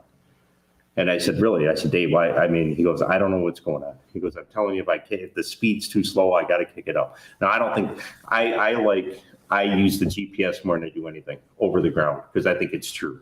Mm-hmm. I look at my downrigger cables I love my fish hawk. I use my fish hawk more for temperature than I do for speed, mm-hmm. but I'm always 2.7, 2.8, up to 3 miles an hour. And I run more spin doctors than a lot of people on this side of the lake. Because you're trolling fast. I think spin doctors are better at a faster speed. And if you think about it in a 5-hour charter or a 6 or 7 hour tournament, if I'm going a mile an hour faster than the other guy or a half mile an hour, do the math. Yeah. It's 3 miles more than the other guy. I have a lot of success with lake trout using spin doctors. I like having the guys on that like to troll fast. I call you guys Ricky Bobbies. Yeah. Ricky Bobby just wants to go fast. Yeah. So I love having the guys on that want to go fast. And you kind of brought it up right there, why you do it. I mean, if you go half mile an hour faster over a 6-hour troll, you're and honestly, I bought, my last couple of boats, I have diesel boats. My 36 Tierra that I owned previously was a gas boat, but I could never get it slow enough. And I'm like, what, I got to figure this out, mm-hmm.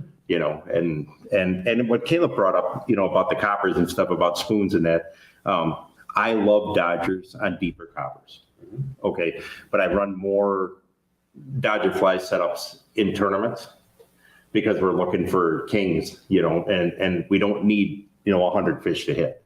We need, specific fish to hit, and it needs to be good sized. And then on my shallower coppers, I'm always spoons. Very rarely will I put a Dodger on and Caleb, like Caleb was saying, And different from Caleb is I don't run a lead outside 50 feet of water. Okay. I run all coppers. Even when the only time I'll put a lead out is there's a lot of steelhead around. I'll put it up, but otherwise it's all coppers. Coppers they're more true. They're more, I'm running the rod to get it down. I don't need, I truly believe after a 10 color lead, when you get 12, 15 color leads, I think they come back up. Yeah. You're getting so much line out there, you get a belly in the line and it floats back up. Right. And I think a copper is true. And I won't run anything over a 300 copper because I don't want to bring it in. So I don't want my people to bring it in. Nothing like that 600 going on. Here you go. Yeah, my first mate even looks at me. He goes, "Nah," but I don't. Everybody else say, "Oh, we got a 450." Where, no, you know what? If he's going to bite that 450, he's going to look at a 300. Right. I truly believe that. And I dial in. Like our tournament spread, I think we were talking the last time I did that with Mike and Rob, when I run a tournament, it's 3 riggers, 2 wire dipsies, and 4 boards. We never change from that, unless we're trying to catch a coho or something and need one more fish. Because I truly believe I can get my downriggers and my wire dipsies. I think wire dipsies are the #1 rods on the boat for kings. I really do. If you can get them dialed in, I think there's something about the wire, and there's something the way that, it vibrates or something. But I run 4 wires all the time in the summer. I'll run 2 wires deep and I run 2 wires up higher. Unless, like Caleb said, sometimes I do thin my spread out a little bit, but not very often. It's usually 4, 3, and I'll run 3 boards on the side. That's my summer spread. I'll run a 150, a 200, usually a 300, or a 150, 200, and a 250. So You talk a little bit about, running tournament versus chartering. Tell us a little bit about that strategy change. Why is it different from a tournament compared to a charter? Well, tournaments, you can only run 9 rods. So it depends on the tournament. We've had a lot of success. I've been successful in tournaments and my crew's good. One of the things I tell guys a lot of times is information. You have to weed through the information. What's good information? What's bad information? Who's telling you the truth? Who's not? And if you don't think that, me and Arnie fished quite a few tournaments over across the lake. And one of our 2 jobs was Arnie would go get the information. I would clean and get the boat ready.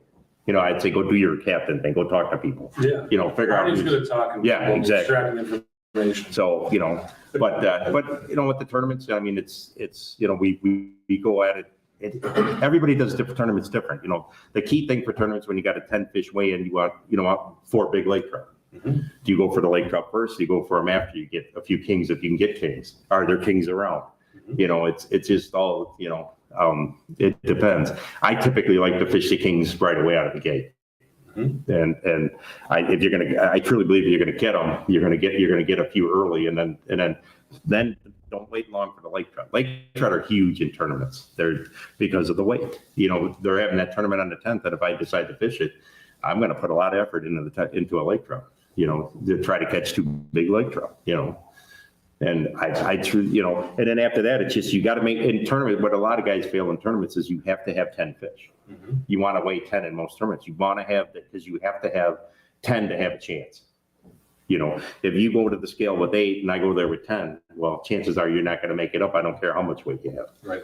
So our biggest thing is to make sure we get 10. Sometimes we won't shake off a small fish early, even the fish is good, because you don't want to get down to the crunch time with an hour left. You need 1 or 2 fish. Right.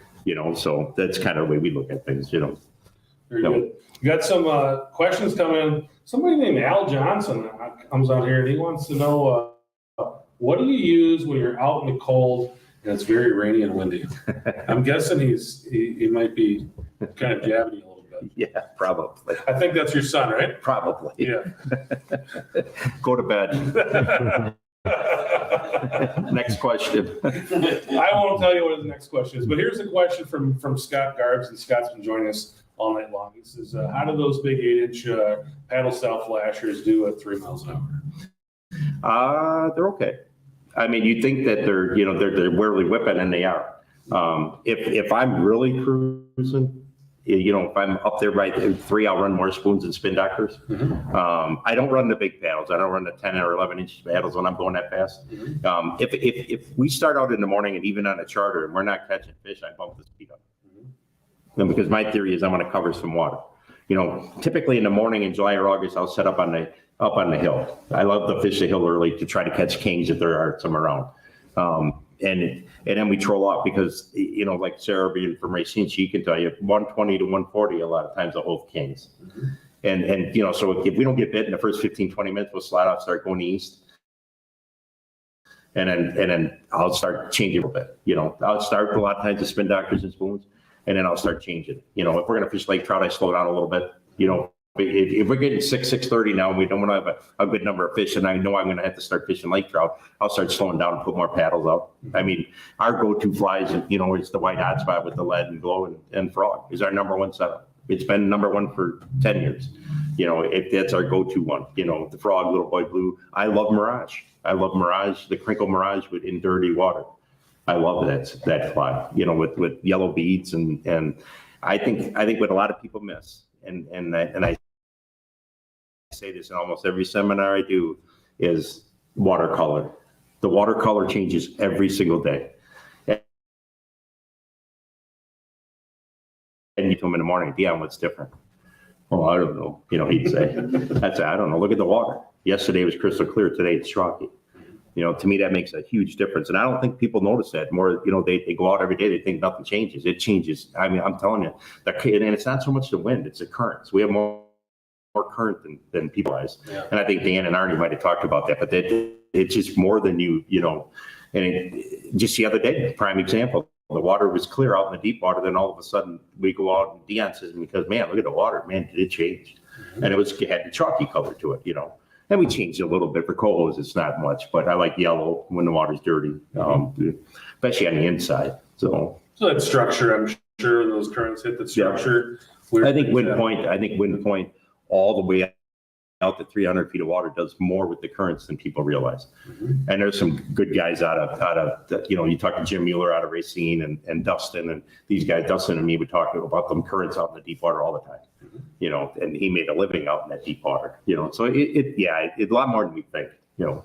Jerry, do you have anything for Al? So when you're going 3 miles an hour, do you need to adjust leader lengths on the 8-inch? I run, so I'm not as precise as Caleb at 17 and 27, but here to here is my coho flies. You got a tape measure? Showing his arm, yeah. It's about 18 inches, about 18, to be honest with you. My regular flat dodgers, I'm 24 inches all the time. I never change them. Spin doctors, I do 24, but a lot of times I'll lengthen up to 26. The big paddles, like Caleb was saying, honestly, if we're fishing lake trout, as long as 48 inches. Mm-hmm. You know, my number one setup for lake trout down deep last year was the big kingfisher with a regular frog. I mean, it beat the spin and glow. It was more consistent for me. It was. Mm-hmm. We run them real far back, and we get the big whip. You know, mm-hmm. And I do weight down there. You know what I mean? So I'll slow down 2.5, 2.6. You know, but if I'm fishing up high and I'm fishing, I'm moving. You know, I want to cover water. That's just my theory, you know. Yeah, I love that. I'm going to slow down to 2.5, 2.6. Yeah. You don't hear that too often. But I don't run, I mean, in on the bottom, you know, and it's, and I learned this from Dave Engel. I learned that, you know, I got to admit, he was kicking our butt with lake trout across the lake. And I said, man, okay, dude, come clean, you know, and he showed me, you know, and it just spin doctor running them different, you know, little longer length and a little bit more. And I'll tell you what, you know, you can move a little faster that way. Mm-hmm. So, I mean, that's kind of my theory. I mean, a lot of people, and it's hard like up in Sturgeon Bay when I fish up there, because you can see guys are going slower and I'm passing, you know, not all the time, you know, you get some of the littler guys that are cruising along pretty good, but I think I truly believe we've all seen it. If you fish enough, you've seen a bait, you've seen a fish, you're bringing in a lure and all of a sudden that fish comes out of nowhere. Mm. Well, how fast is he moving? Right. Pretty fast. You know, if you put a camera on a downrigger ball, how many fish look at it before they bite? Mm-hmm. You know, they say 10. Mm-hmm. And then that one, you trick the one. Yeah. You know, I mean, then that's really what you're doing. You're trying to trick them, you know, so. I've seen that when I dropped the camera before, there's 2-3 fish following it. And all of a sudden the one that ate it came from the side. Yep. Was not following it. So, and how many times do you get bit when one fish bites and all of a sudden another rod goes and another rod goes? Well, they get excited. Right. Well, this one goes and this guy will do the other one, you know, so I wish it happened all the time like that. But what about spoons? Do you prefer any spoons over another when you're going fast, like super slims? I like super slims. I like stingers, you know. I mean, I put a little bend in the stinger. I take it out of the package, and I just think you get more. I put it in my thumb and I bend the tip a little bit. I think it gives it better action. I love moonshines. I mean, I love Pro Kings. I like the regular Oz Pro King, the white Pro King. I like the moonshines. To me, it seems like any day you can get a moonshine to work. Some variation, the blue flounder powder, green flounder powder, dirty toad, whatever. There's a million of them out there. It just seems like when you get dialed in on one, they seem to work pretty good, so. All right, very good, Captain L. Johnson. Appreciate your time. Appreciate you coming Thank you. on. If somebody wants to know more about you and your charter, It's rainmakersportfishing.com, or you can, phone or text me at 262-620-2976. Very good, Captain L. Johnson. Appreciate you coming Thanks, out. Captain. We've got Captain Arnie coming up. Oh, boy. Arnie Arredondo, The legend himself. the legend himself. We've had Arnie on the show. Arnie was on the show probably right around episode maybe 15. It was really early. And that was the last time we had him on. Come on over. You get the gold mic. Oh, perfect. See you, Captain Arnie. How you doing, sir? Good. How are you? Good to meet you in person. We had you on the show way back when, probably 2 or 3 years ago. Yep. An angler. Glad to be here. Tell me a little bit about yourself and your charter. Oh, I've, Slide in a little bit. oh, first. sorry about that. There you go. Well, I've fished on the lake pretty much all my life. Started the business in 1985, so I've been at it a little while. Yeah. And what port do you typically fish out of? Out of Kenosha. Out of Kenosha. Yeah. Now we got you. What's that marina life like down there? I know it's a ton of boats down there. It's a really popular port. Tell us what it's like to be down there. Kenosha is actually pretty good. It's we always make a joke. It's like a campground. Mhm. Everybody's kind of hangs out a lot. It's I'd say for the most part very friendly. Mhm. Everybody talks. We're separated a little bit. There's 3 docks, but everybody's pretty vocal, on the radio and stuff, helping each other out. I would say we're, as far as ports that get along, I'd say we're one of the ones that really most everybody gets along good. So Yeah. It's nice to be able to say that in a port. Yeah, so it's one of those kind of, we're all buddies, we're all going to work together. But I think growing that business as kind of a charter community is important. If people come over there and they're not catching fish, or people come over there and they hear you guys barking at each other on the radio, that's not a good experience for a charter customer. So tell us about kind of how you guys work together to make it so that when the customers come over, they have a good time. Well, one of the things, a lot of it is that the attitude, there's really no secret. The secret is if you want to be the Lone Ranger, you'll be the Lone Ranger, you'll be by yourself. And that's kind of one of the things that's nice is that we all kind of, when it's tough, we all scatter. And when we know there's fish in a thing, we all work together. So we're not on top of each other and trying to work the school or the group or the area the best we can. I think a lot of the lake is, that part of the lake has changed a lot. I think people are much more open, nowadays than it was in the beginning. In the beginning, no one talked about anything. And I think, inland lake bass fishing, there's a spot, there's always one bass. And Mm-hmm. if you think you have the secret spot out here, you're definitely lost. The secret spot moves every 5 minutes. So it's kind of a joke when somebody's trying to keep a secret.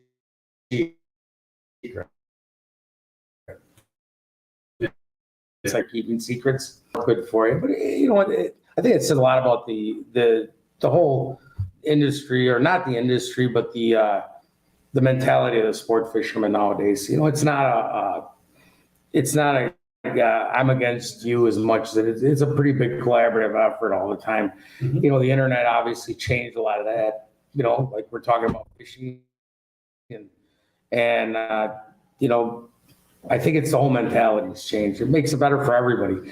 The worst thing, for me, I want to see guys that come, when the launch ramp is full, it's nice to hear everybody's catching fish and everybody had a good time. But that keeps our sport growing. More interest, better for everybody. In eventuality, that's what keeps people coming, is the good fishing and good information and the freedom, that you'll get with the people that share it. So I think that's a big part of it. I don't know that Kenosha is unique in that way alone. No, I think a lot of that, like I said, the culture of sports fishing on the big water is become that. Yeah, I agree with you. And it's something, a lot of the work I do is also in the ice fishing world. And ice fishing is similar to what you're talking about earlier. Is if somebody finds that bounty of jumbo perch or something somewhere, like it's pretty hush hush. And you don't want people putting pictures of that on the internet. That's not a good thing for you. And you're probably going to get bumped if you put that up there. Yeah. But, with the salmon fishery being a fishery where these fish are turning over every 3 or 4 years.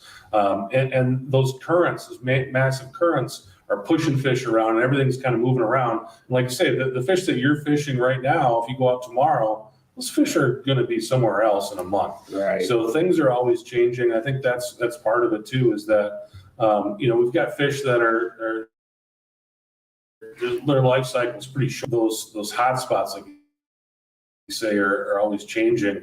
And that's a challenge fishing out of the port that you're fishing out of with all of the structure that you have there. Tell us a little bit about kind of how you make your morning decisions on where you're going to go. Well, right now the morning decision is made pretty much on water temperature. I'm looking at the surface temperature, and here in the recent days we've had a big change. We had a really strong north wind. Flat, calm Monday and Tuesday, and the water was actually starting to creep up in temperature quite a bit, and you could see that that little was getting warmed by the sun because we didn't have any wind, and it was getting over the course of 5 hours or 6 hours, it went up almost 4 degrees, in a large area. Well, that water doesn't disappear; it goes somewhere. It doesn't really cool down again. Mm-hmm. And so my first thing is I'm always watching water temperature right now to start. And where we start seeing it drop, even though it's all cold enough for them, there's definitely they're going to be on a break. We're going to have a break set up somewhere right now. That and the bait, wherever the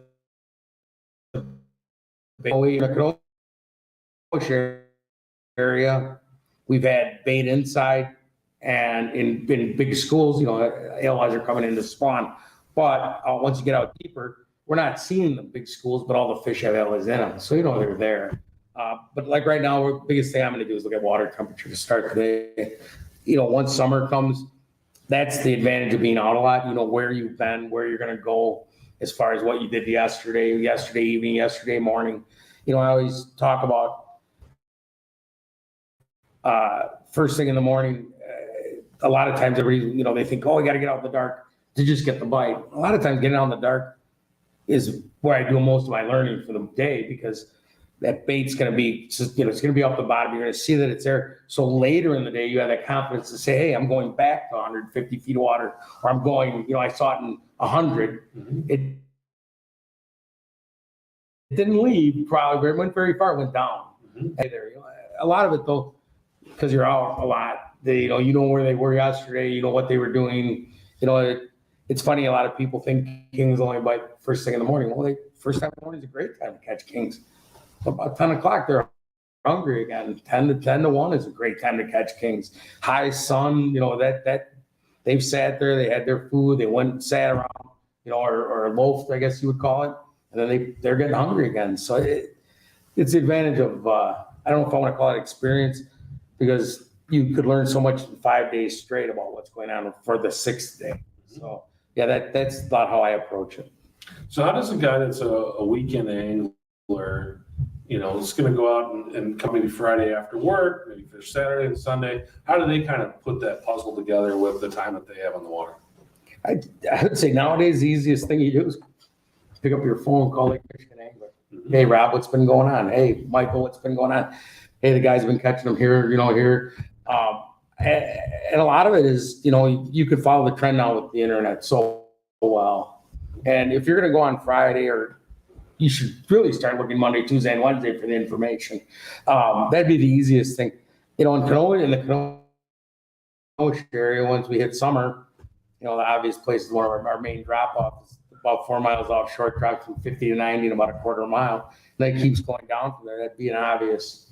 Once we have warm water, when I say warm, it's in the 60s, all the way down, to 50 or 60 feet down, then that's going to be a definite place to take a look to start. And and, and then start working from there. Yeah.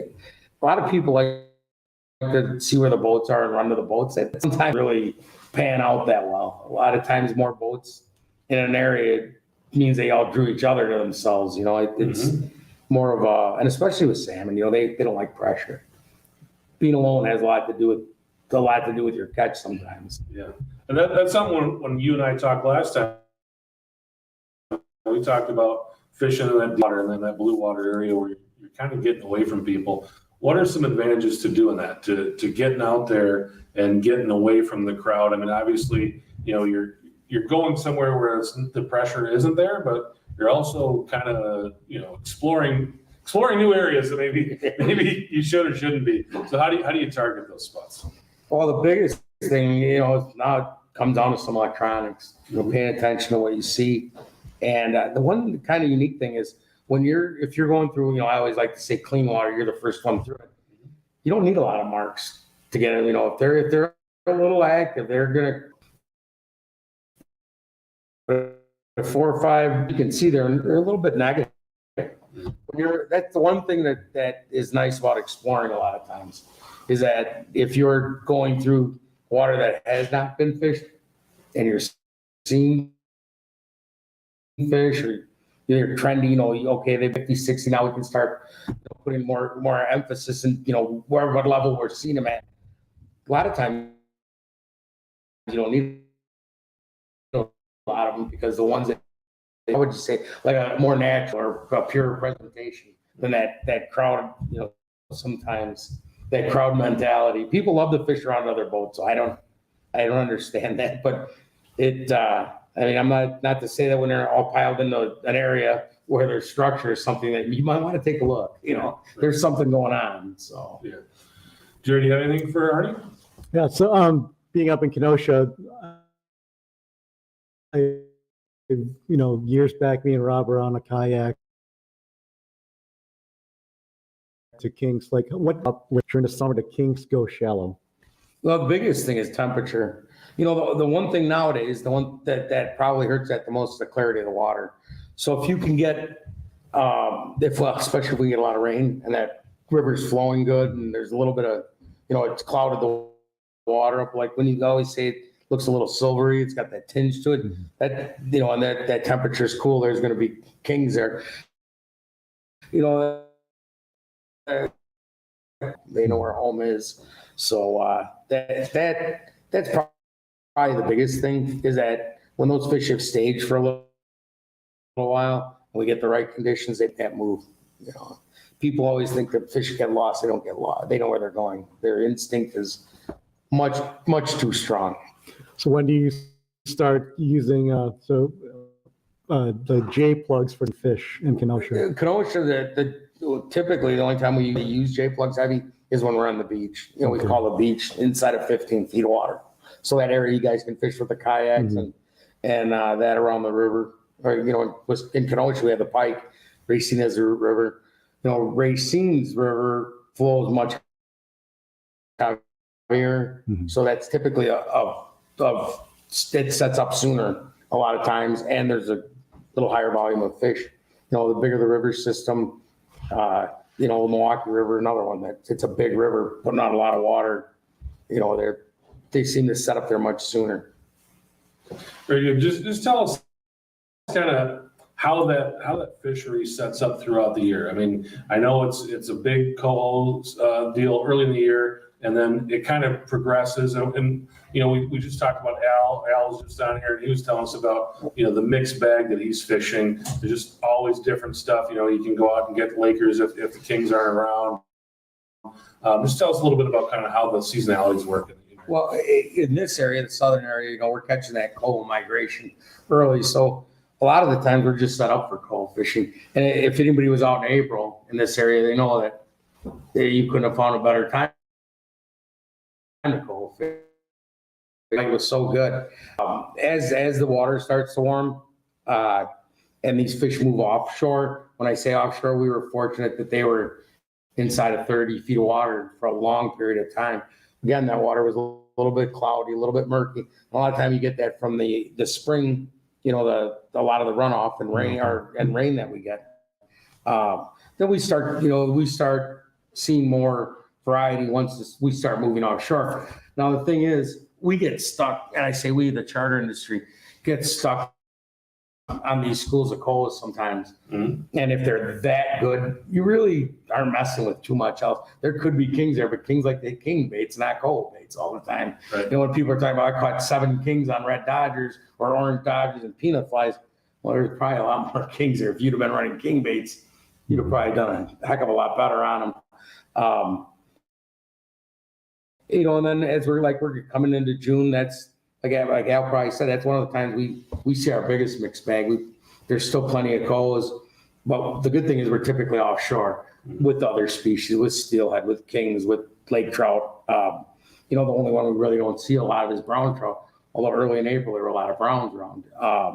You know, and as we start losing the cohos, they're kind of dispersing to the north and out to the east, then that's when we start targeting, you know, the other fish in the water column.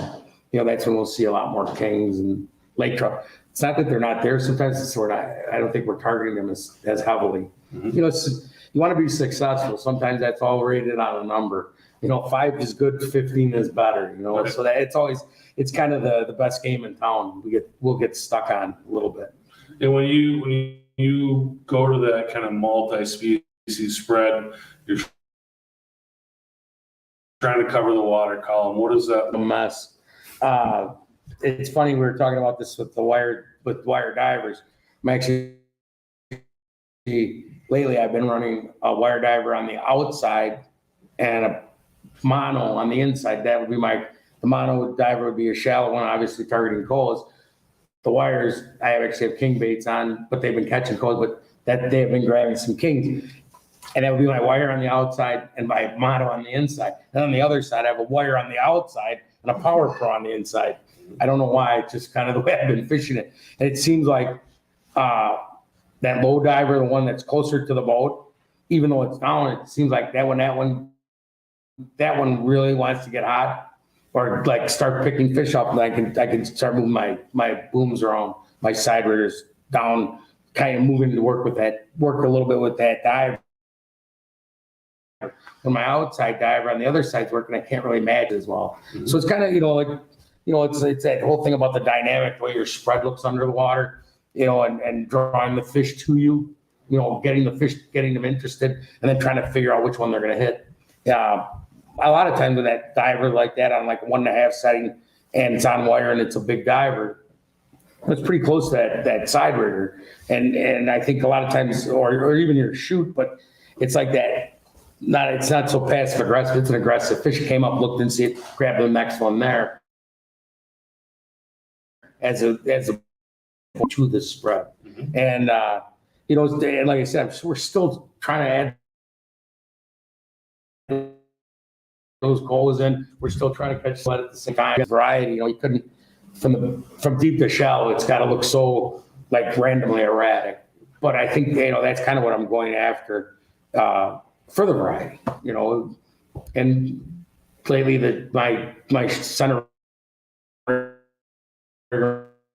that one seemed to going both ways. It's picking off some lake trout and some kings. When that one starts getting active, a lot of times I'll dump one of my wires down further and further and further because they're coming to look at it. So that's how I adjusted. I started adjusting it. Well, Captain Arnie, appreciate you coming on. Appreciate you making the trip and hanging out here tonight with us. Captain Arnie does a ton of seminars too, so if you want to learn to go fishing with you, how do they reach you? Easiest thing, look up Southport Charter Service, Kenosha, Wisconsin, and I'll pop up. All right. Thank you. Thank you very much. Captain. All right. Next guest is don't forget. Jason Woda from Real Sensation Charters, and he's hanging out here in the crowd with us right now. Come on over. And I know Jason was out fishing today, and I've already seen a photo from your trip. Oh boy, it's going to be the topic of discussion. Yeah, we're talking about, you know, we've had Arnie on. And really went multi-species. Yeah, it was a first for anybody that might not know what you're talking about. We caught a sturgeon today. He didn't bite. But being in Milwaukee, it's a big river system. And I got to think 20, 30 years ago, they started a reintroduction program of stocking for sturgeon. And apparently it's working. Scared me. Mhm. It hit a high coho board that had 30 feet, it had to be 3 feet, 4 feet below the surface. Yeah. Totally the opposite of where you think You find a sturgeon would be hanging out. right? And it took off. I honestly thought it was a king until I saw the tail come out of the water. Like, what is that thing? We got quite a few sheep's head in Milwaukee Harbor. So I didn't really know. Seagulls knew what it was. He came right up to the surface. So yeah, it was probably like 5 feet long, 60, 70 pounds, something like that. Yeah. Took 40 minutes of the trip. 40 minutes that I didn't have to talk. So that was nice.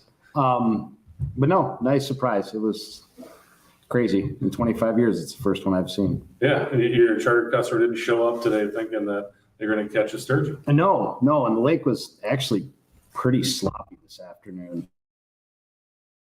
And right out in the lake, and they kind of looked at each other and said, "Do we have a different option?"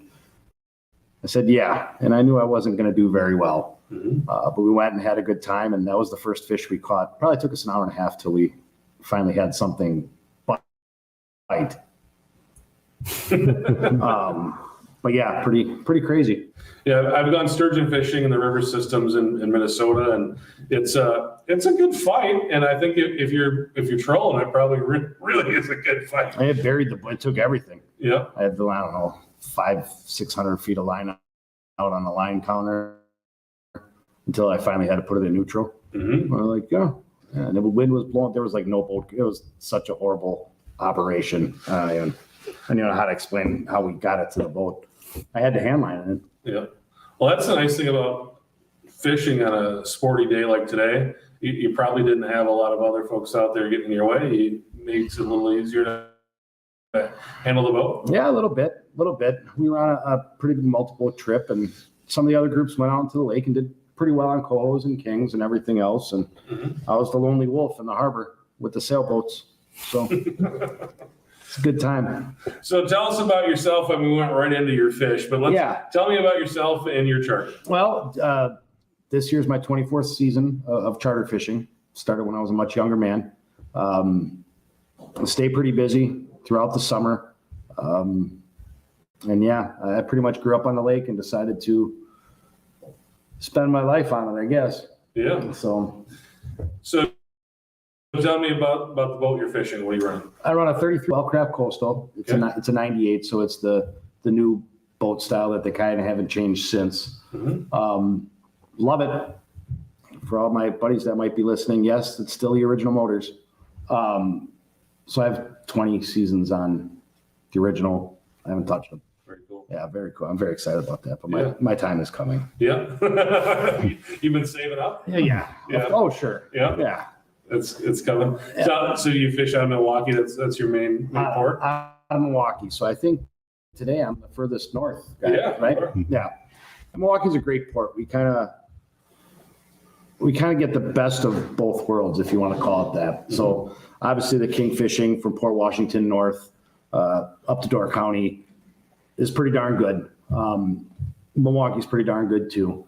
But then we also get the Coho run. Now this year's Coho run was a little bit different. I heard the other day somebody pounded us. So it was some big batches. Port Washington's really, really good right now. Everything's just good right now. We actually needed this northeast wind. So it's helping you up there. I think it will. Everything was pretty scattered over the last week and a half or two. And I just had a bad run on bad weather. The days were the days I was supposed to get the fish very often, but the guys that did it was spotty. Should realign it. It cooled the water off out deep quite a bit even today. Mm-hmm. So that should pull the cohos in a little bit closer. And there's quite a few kings by us now too. So We've been having the other guys come in and they've kind of been describing what it looks like, the structure around your port. What's it like for you once you get out of the harbor and you start heading out? Kind of structure you look? Well, Milwaukee's pretty unique in that way. We have on the south end, I mean, we might as well start that's north end of Racine, but you have Wind Point in Racine. And I'd call that like the southern boundary. We don't run that far, but it creates some cool current effects. And we have fun. We have a really hard clay bottom there, and we have one, it's not even a very big reef, but we have a couple points where there's a lot of structure, which makes Milwaukee probably the finest brown trout destination. Well, they're actually early. This year was no exception. It was very, very good. Yeah, that's one thing I've heard about Milwaukee from a couple different guys is if you want to go brown trout fishing in Wisconsin, that's the place. Tell us a little bit about that, the brown trout fishing. Oh, we just have the perfect setup for it. The harbor itself, so the protected harbor itself, it's like 3 miles long, and at its widest point, it's almost a mile wide. So you don't have to contend with weather too much. That's why I hit out in there today. But it creates, and it doesn't really freeze real hard either because it's such a big harbor. So I think the fish come in there in late fall and just stick around. Gobies are plentiful. The entire harbor's anywhere from 22 feet to 33 feet deep. So it's super accessible. You don't need a ton of gear to do it. It's just and we dump a ton of brown trout in Milwaukee. So the returns there are pretty good. Yeah, I know there's a lot of people that ice fish it. Well, what you're saying, at that depth, if you just wanted to go out there, if you were really new to Great Lakes trolling and just had a real basic boat, I mean, you can just kind of long line it out there and fish for them. A lot of guys do that, and the key is if you can get out in like the ice cold part of winter, if we have open water and you can somehow get a boat in the water, you kind of can't miss. You're going to catch fish. But as the season progresses a little bit, it gets a little bit tougher. You might have to have a little bit of gear. But early on, yeah, you could go flatline.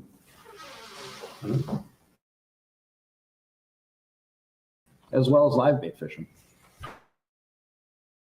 Gerard, you got something for Jason? So yeah, for us down here, Racine, Kenosha, Winthrop, we do have our hills that draws the king in. So what would be your for kings? For kings, all right. So kings, the key is get bigger than you think you need to. And as I get older, that becomes a little bit tougher. I'm feeling it. But it's, I don't know, I'm a big flasher fly guy, and I'm not like a super glow guy. I like subtle glow. I think it can be too bright if you try to go crazy with it. So I'll just give it a quick flash. But picking up the current, our mornings, Milwaukee is heavily based on current. Our fishery is, we have some structure, but not a lot of it. So, the key in the morning is figuring out where the current's coming from and how fast it's going. And then just watching your graph. If you'd asked me the same question 15 years ago, I would have said start in 60 feet of water, see what happens for the first hour and figure it out after that. But now with our water clarity and a whole bunch of things changing, you're just as good as wherever you found them the day before. Everything changes overnight nowadays. So if I had a pretty good king bite yesterday, I'd obviously go back to that spot. The chances of it being there are slim. So it's a different mentality.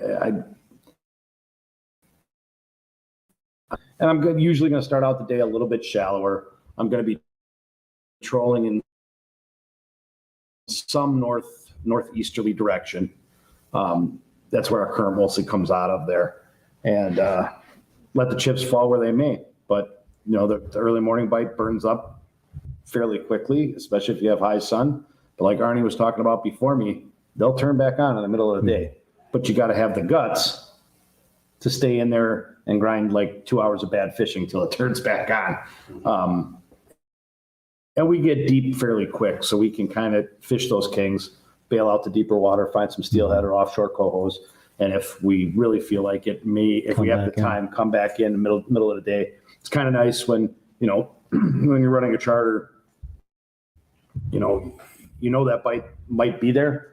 So you kind of pull out of whatever fish you might have out in this deeper water and point it towards the barn. Well, in Milwaukee, we get deep so fast that, faster than Kenosha and Racine, you're never really out of it. So a lot of times when I'm pointing it to the barn, we'll catch a couple kings in the last half hour of the trip. So it works out really well. Yeah, that's actually pretty nice, because for us here to get to 200 and back, it just doesn't work that way. Yeah, it's tougher. 200 is still a poke, but it's not as big of a poke as it is for you guys down here. I think I could be in 200 in like 7 miles. So it happens a little bit quicker. And the further north you go, the deeper it gets faster. That's why you go northeast. Right. You talked a little bit about just things changing. You said it's very different now than it was 6 years changed, and why do you think it's changed? Oh, well, when I first started this, if you would have tried to explain to me how much lead, core, and copper we were going to run someday, I would have called you crazy. And it's all based on water clarity, zebra mussels, stuff like that. We're running way more lines than we ever used to have to for kings. For cohos, we always loaded the water. Even cohos nowadays are more picky, and that's because it's due to that water clarity.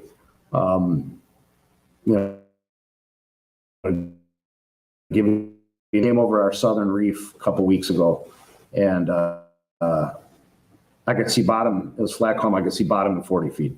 Wow. And 15 years ago, you might have had 10 feet of visibility, and fishing was easier then. But it's pretty easy now if you pay attention to at times. Yeah. Tell me about the fish themselves. You've been doing this for a long time. You've been out there. How the fish themselves changed from the time when you were getting started to now? As far as all right, I personally feel the health of the lake is the best it's been in at least the last decade. We have more fish. The fish are healthier. The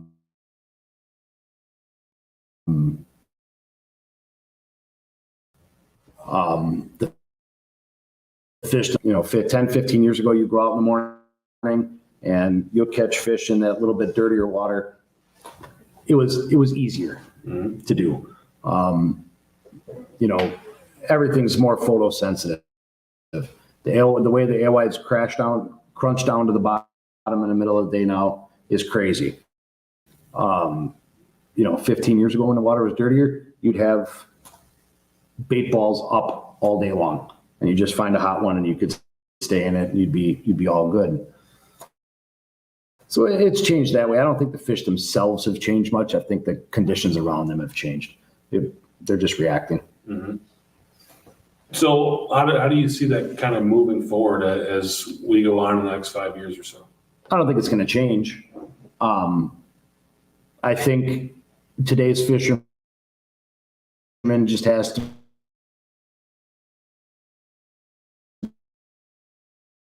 be times to new times. That was it. Most days they bite, some days they wouldn't. But now you have to become a little more well-rounded and say, all right, these kings aren't biting today. We got to bail with some deeper water. All right, you got to be able to fish steelhead and suspended trout. And if that's not working, or if conditions really change and the water gets really cold close to shore, you can go catch brown trout in the middle of the summer. It'll happen right around July 15th this year. I caught a brown today because I was fishing the harbor, but if I don't go anywhere near that harbor and I stay outside of 70 feet of water, I won't see a brown trout till the middle of July. But then it'll get decent. For however long that water's shore, till it gets heated back up to switch. This morning really stunk fishing for kings. I'm not going to go do that again. All right, let's go for a ride and run some higher stuff for some steelhead. Just switching gears.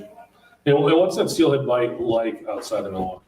It's pretty good. But I think lake-wide, the steelhead bite might have been down, but now that's bounced bouncing back. So I think the next 5 years for steelhead is going to be off the charts too. They started a new Skamania program back up in Wisconsin a couple years back. So that's another species that actually runs the rivers in July. So that it becomes a near shore fish midsummer, which is kind of cool for a steelhead. So if we get those back going to levels they used to, steelhead fishing will be incredible. And we're starting to see more and more interest. So when we do a steelhead show on the podcast, it is behind that kind of interest and renewed interest in trolling for steelhead. Oh, I don't know. I mean, the most acrobatic fish out there. Bite is. Speed, they're a cool looking fish. Right. You know, they're really cool looking fish. And they're getting bigger. We were talking about the health.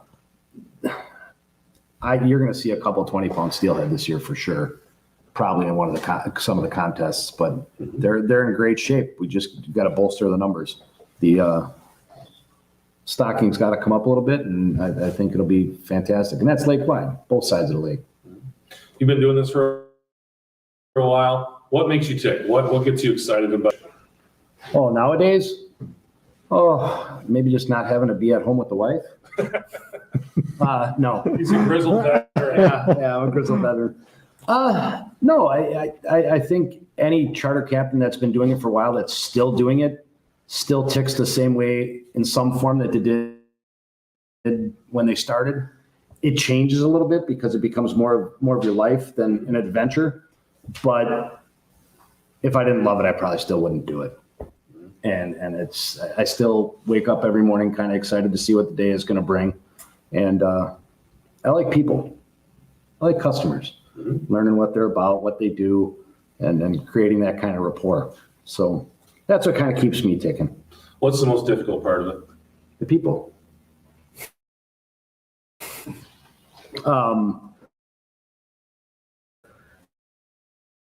Has an idea of what their day is going to be like. And no doubt about it, everybody wants to catch a limit of salmon or trout or whatever. So a lot of times sometimes you'll get groups that, have this idea in their head and you work hard and you try to get them on everything and it just doesn't work out. So, dealing with disappointment is probably the toughest part. But after 24 years, I think I deal with it pretty well. Come back next year. You never know what day you're going to have. Right. And I've seen very, very good fishing and very, very poor fishing in my life. So nowadays, if I'm in the middle, pretty happy. Jerry, anything else for Jason? Yeah. So, you talked about the sturgeon stocking that Milwaukee did. I know they did walleyes back then too. And I think they stock brook trout also, right? Oh, and yeah. Have you seen a ton. And how do we find them? Fish a harbor wall in the marina, actually, is where I've seen most of them. But I follow quite a few pages on Facebook for guys that fish the Milwaukee River. And there's quite a few in there now. And I think we're on year 3 or 4 of that stocking program. And Milwaukee and Two Rivers get the biggest stocking of it. There's beautiful fish. Yeah. But again, we want to bolster those numbers too. We started off with 50,000, I think. So they were split 25 and 25.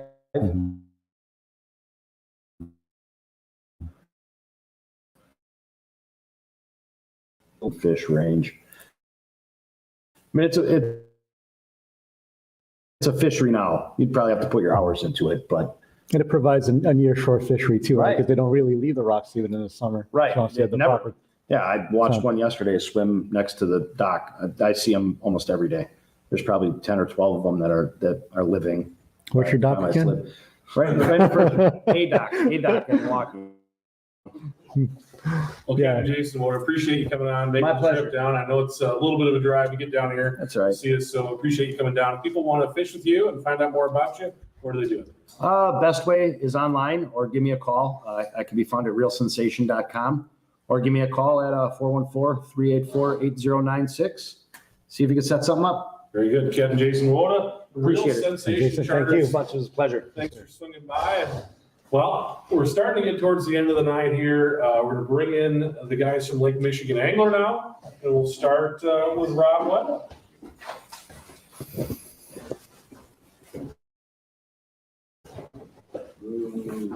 Mike's booing him. How's it going? Rob? Good, good. Don't touch the mic. Oh, okay. Everybody comes in and wants to touch the mic. Yeah. Your rest of your guests have been really good about it, Except for me, huh? except for you. But you get the gold mic, but you don't get to touch it. Mhm. Tell us about Lake Michigan Angler, folks who don't know about it. Today was the first day I've ever been in here, and super impressed. Yeah, specialize in salmon tackle. We're Winthrop Harbor, Illinois. Mhm. And we just really pride ourselves on helping people catch fish, helping people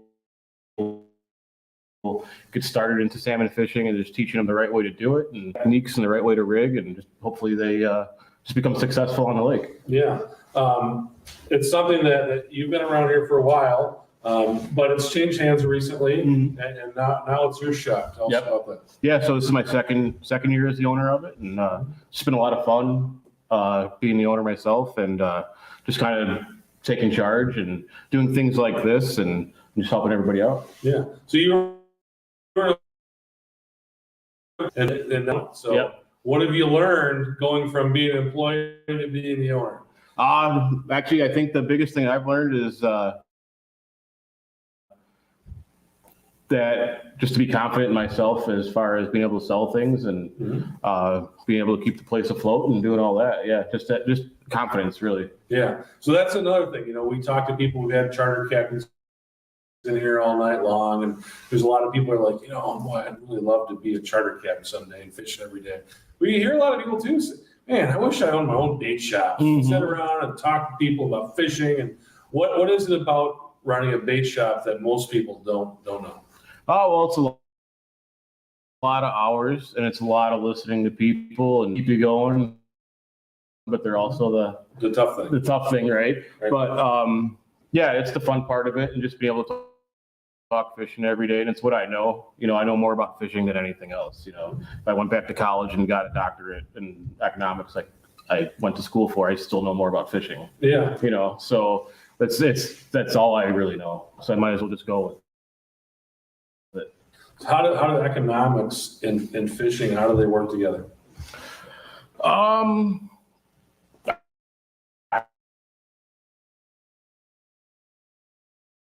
I don't have the knowledge for store. I just look for what people want and what they need or they think they need, and make sure I have it for them. And I don't worry about anything else, really, just making sure I have the right products for everybody. Well, we're in Winthrop Harbor, Illinois. We're basically right where the Illinois and Wisconsin border meet, right on Lake Michigan. Yep. What do people want right now? What's the The main thing right now, typical for this time of year, is going to be peanut flies and Coho Dodgers, red Dodgers, the double O's, the stubby Dodgers, the baby spin doctors, all that stuff.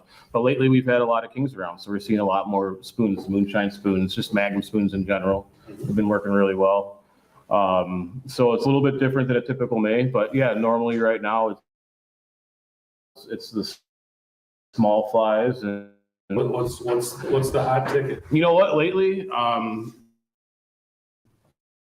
wire diver setups have been flying out of here.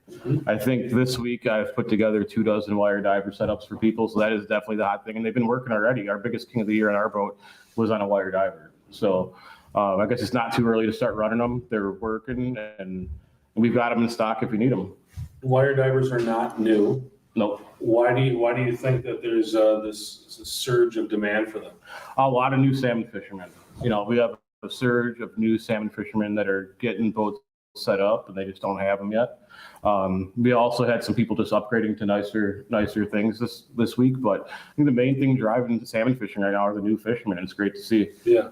How do we do that? I mean, that's important. It's something that if you're going to be in business and I'm going to be in business,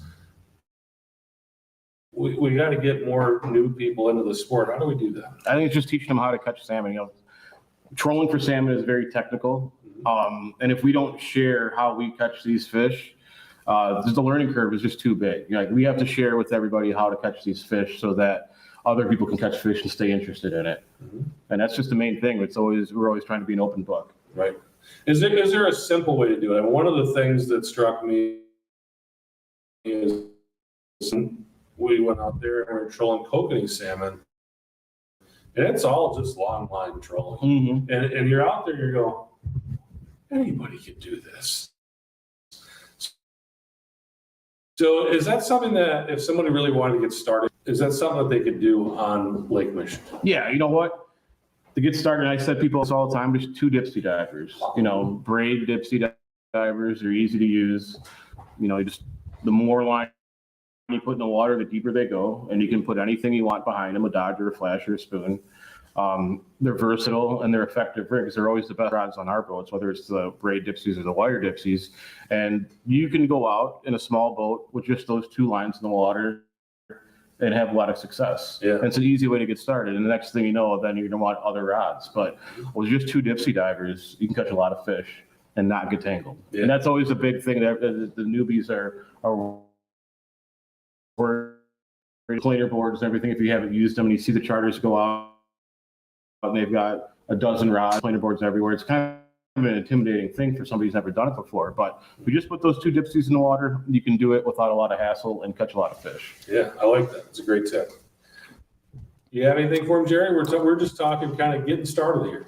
Yeah, so most of the time when guys talk about wire divers, they automatically think sending it down deep with a Magnum divers. I know you guys do something a little different on the box stuffer. Yeah, so I actually don't like to use Magnum divers that much on the wires unless I absolutely need to get deep enough.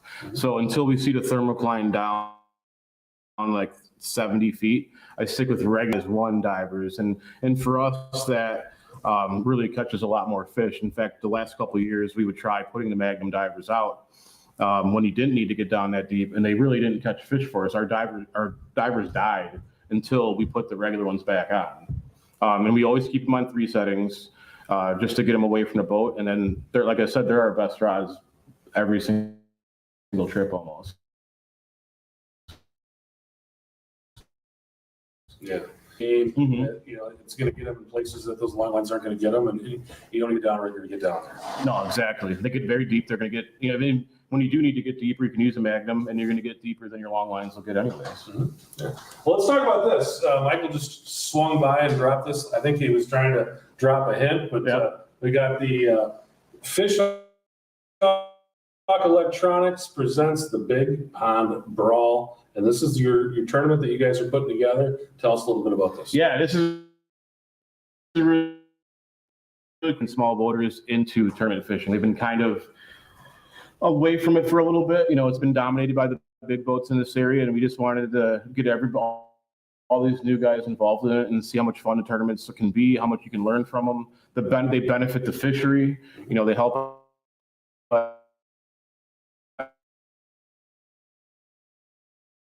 like this or marina or just in general tackle companies, and really the main thing is that the fishermen do learn a lot from these, because we have a really good community here of salmon fishermen that are willing to share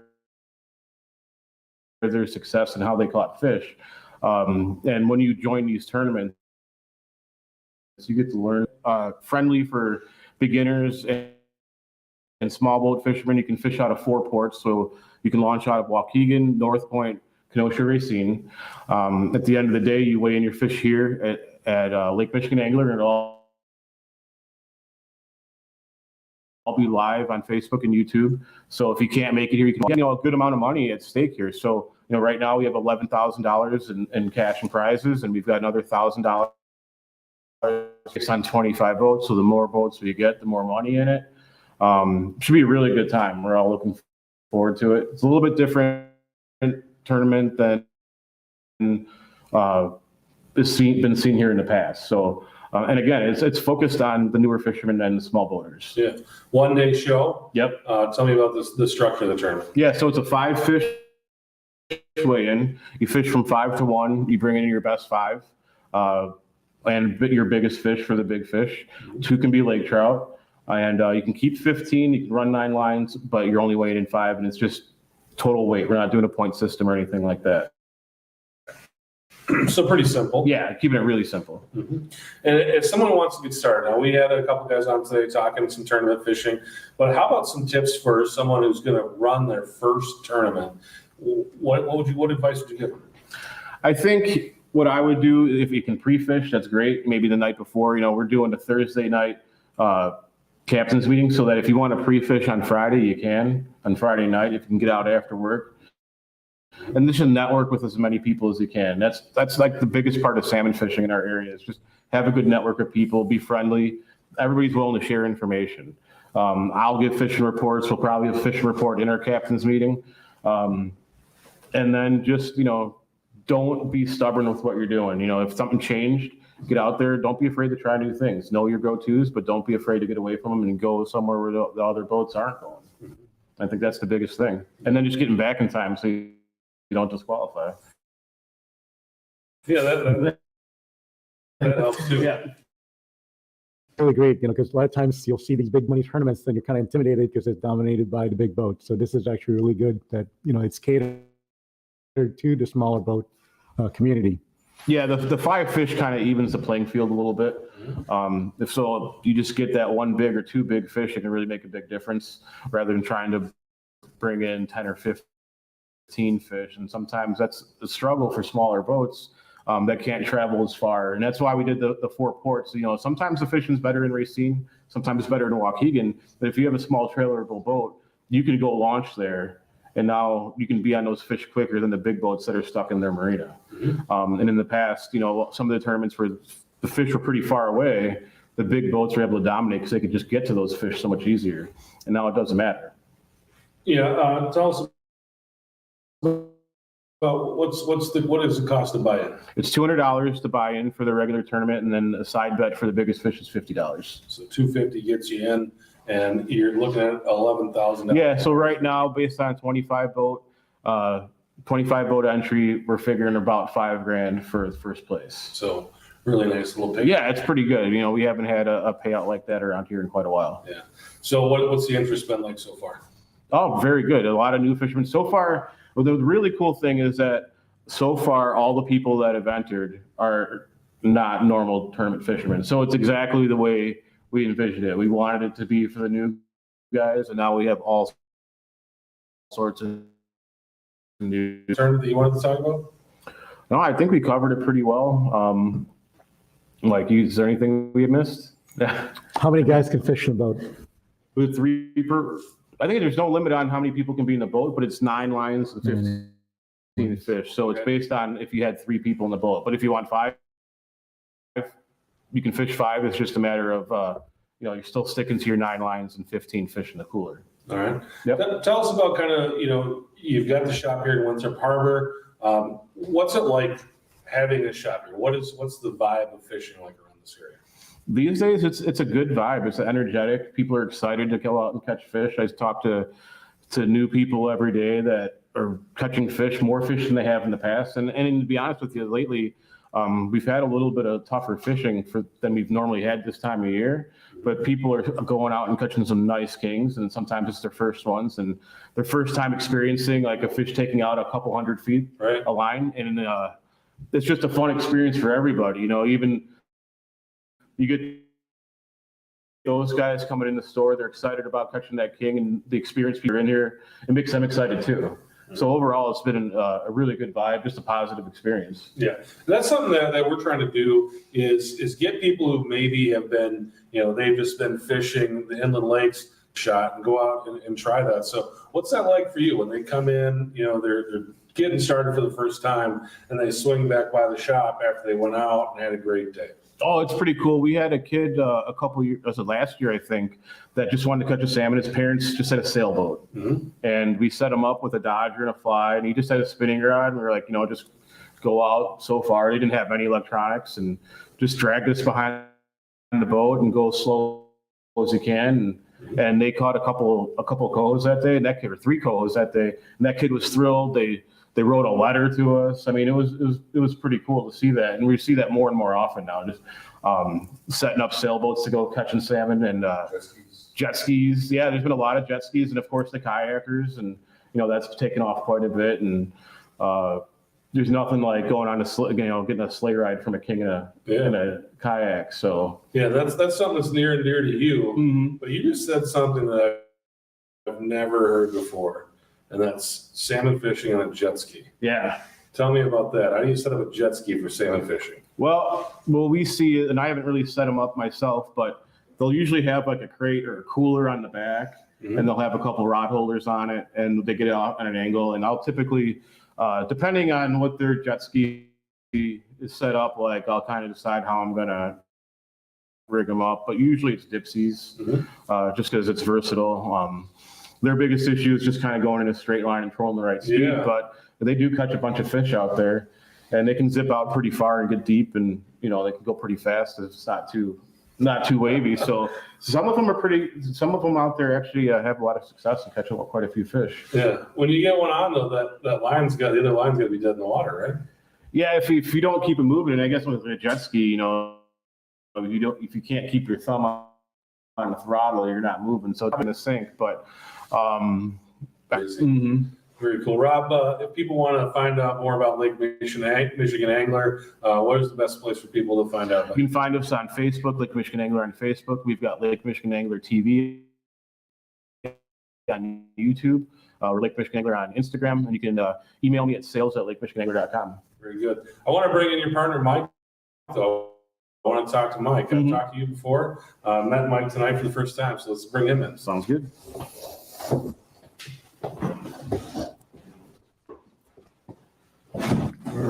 Mike, how you doing? Mike? Excellent show. Yeah. Good seeing you watching all the time. Yeah, it's been fun to be here and hang out with you guys and learn more about you.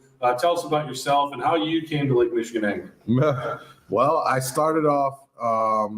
I primarily kayak fish Lake Michigan. It's kind of my niche here, and Rob's been so kind of like the OG in the kayak fishing in Lake Michigan, and he's been like a fishing mentor. I met him early on when I was kind of getting started, and came here. He rigged me up, early on. Jerry threw him, and all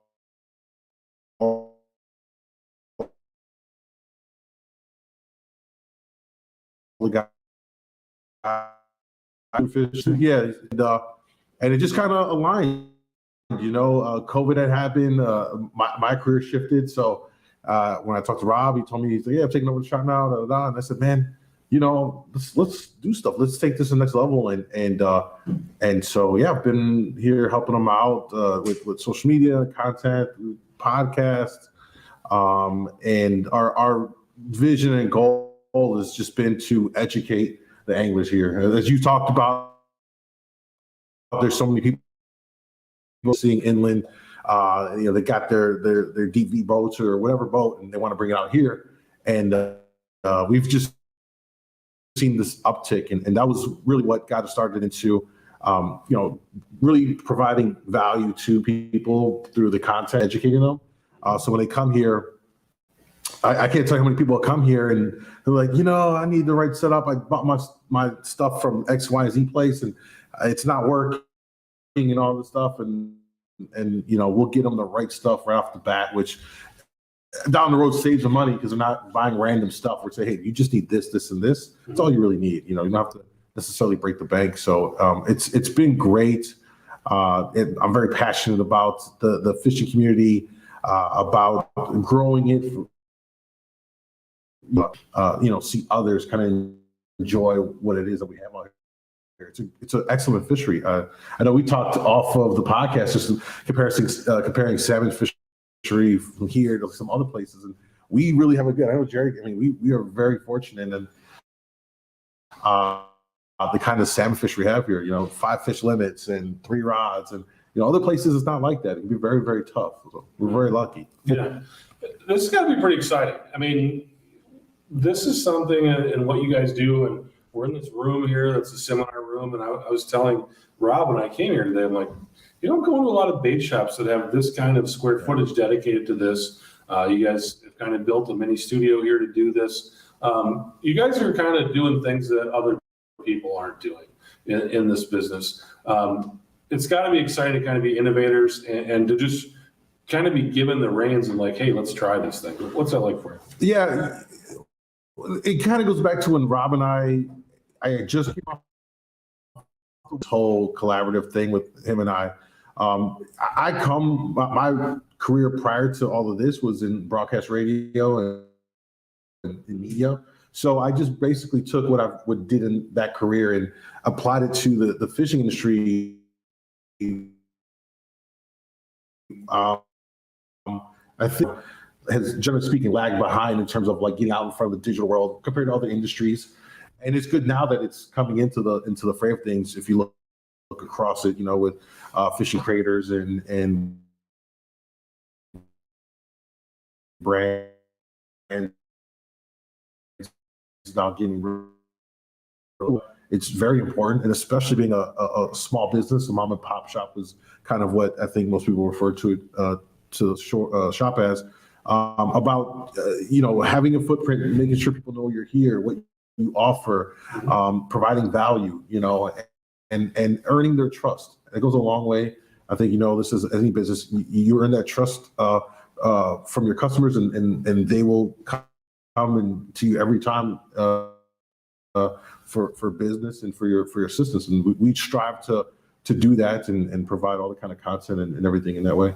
Yeah. So one of the things that you guys do that's really outside the ordinary is you do a podcast on YouTube, and it's really good. I mean, you guys do a nice job, and you've got some great guests on, and you ask a lot of great questions. I think there's a lot of topics too that people are interested in. How did that come about? So, thank you, by the way. And I love yours. I know I told you I've watched all of your stuff as well. So I love to see all of our Great Lakes based content out there. I consume all of it. But that really came down to, like fishing here, we're very seasonal. In the Midwest, you only, so for salmon fishing, which we're a salmon fishing specialty store, right? From May till about the end of the King run, let's say, that's kind of before and after that, it kind of lulls, and we're like, well, what can we do to still stay in touch with our audience, with our customers? How can we garner new people in? And Rob and I said, let's do a podcast. It's the off season. It's probably a lot easier for us to get a hold of the captains and all the other brands and businesses to get them in, because during the busy season, everyone's busy doing their stuff. We jumped into it. We did it. If you see the first season of the episode of the podcast, background's very different. And then going into this season, we changed up the whole wall. We started to turn this space into a multi-function room where we have the seminars. Yet we have this, which is cool because now we can host you and you're able to come utilize our space, which is great. So it was the idea of how can we stay in contact with people, get them excited, keep them engaged over the off season. Not everybody ice fishes. I personally can't stand the cold, so I don't fish. I go dormant. But having a podcast allows us to stay connected and keep people excited, looking forward to the next season. Very good. Just tell us about kind of where you see that going. I mean, you guys started on YouTube. I was talking to you guys today about you got to get your show out on Apple Podcasts. You got to get your show out on Spotify. Where do you guys see that show going? Good question. You're not the first that's mentioned it. That's something we can easily do. It's just a matter of pulling the audio and getting it up there. So we'll have to do that. I think the goal is simply just to for that podcast to just be a outlet for people to gather that information, be a hub, to utilize it to network with other anglers and captains. Ideally, it'd be maybe in fact a little bit broader than that. Although that might change from the whole Lake Michigan angler thing, which is kind of the core concept. But it would be definitely cool to get to the Michigan side of the angling base and touching with them. I know we briefly.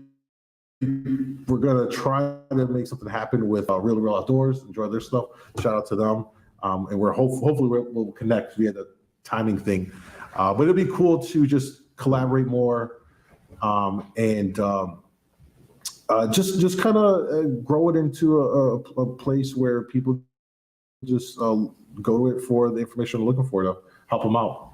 Yeah, and the reason we're doing this, you and I were talking about this earlier today, The reason we're doing this is to grow the sport. Yeah. You know, we want to see more people get into fishing.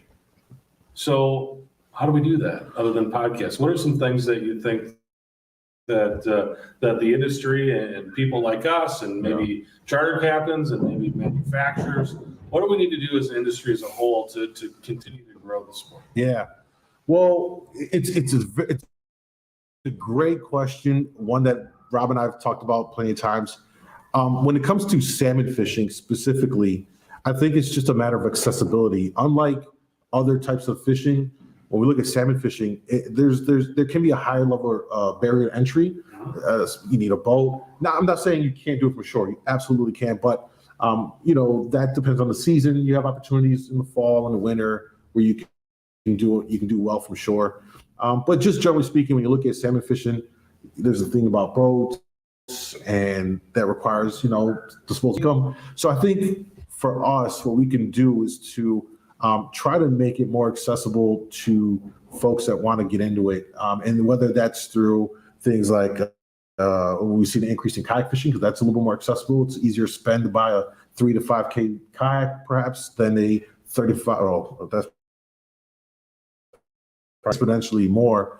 I think we just need to make it more accessible, and how to go about that just may depend on various things. But I think the idea is just making it more accessible, informing people and showing them what you can get out here, how to do it. And I think if we give them the right information so that if they do go out and you know what, they didn't catch 10 fish, they caught one nice king, a nice 10-pounder.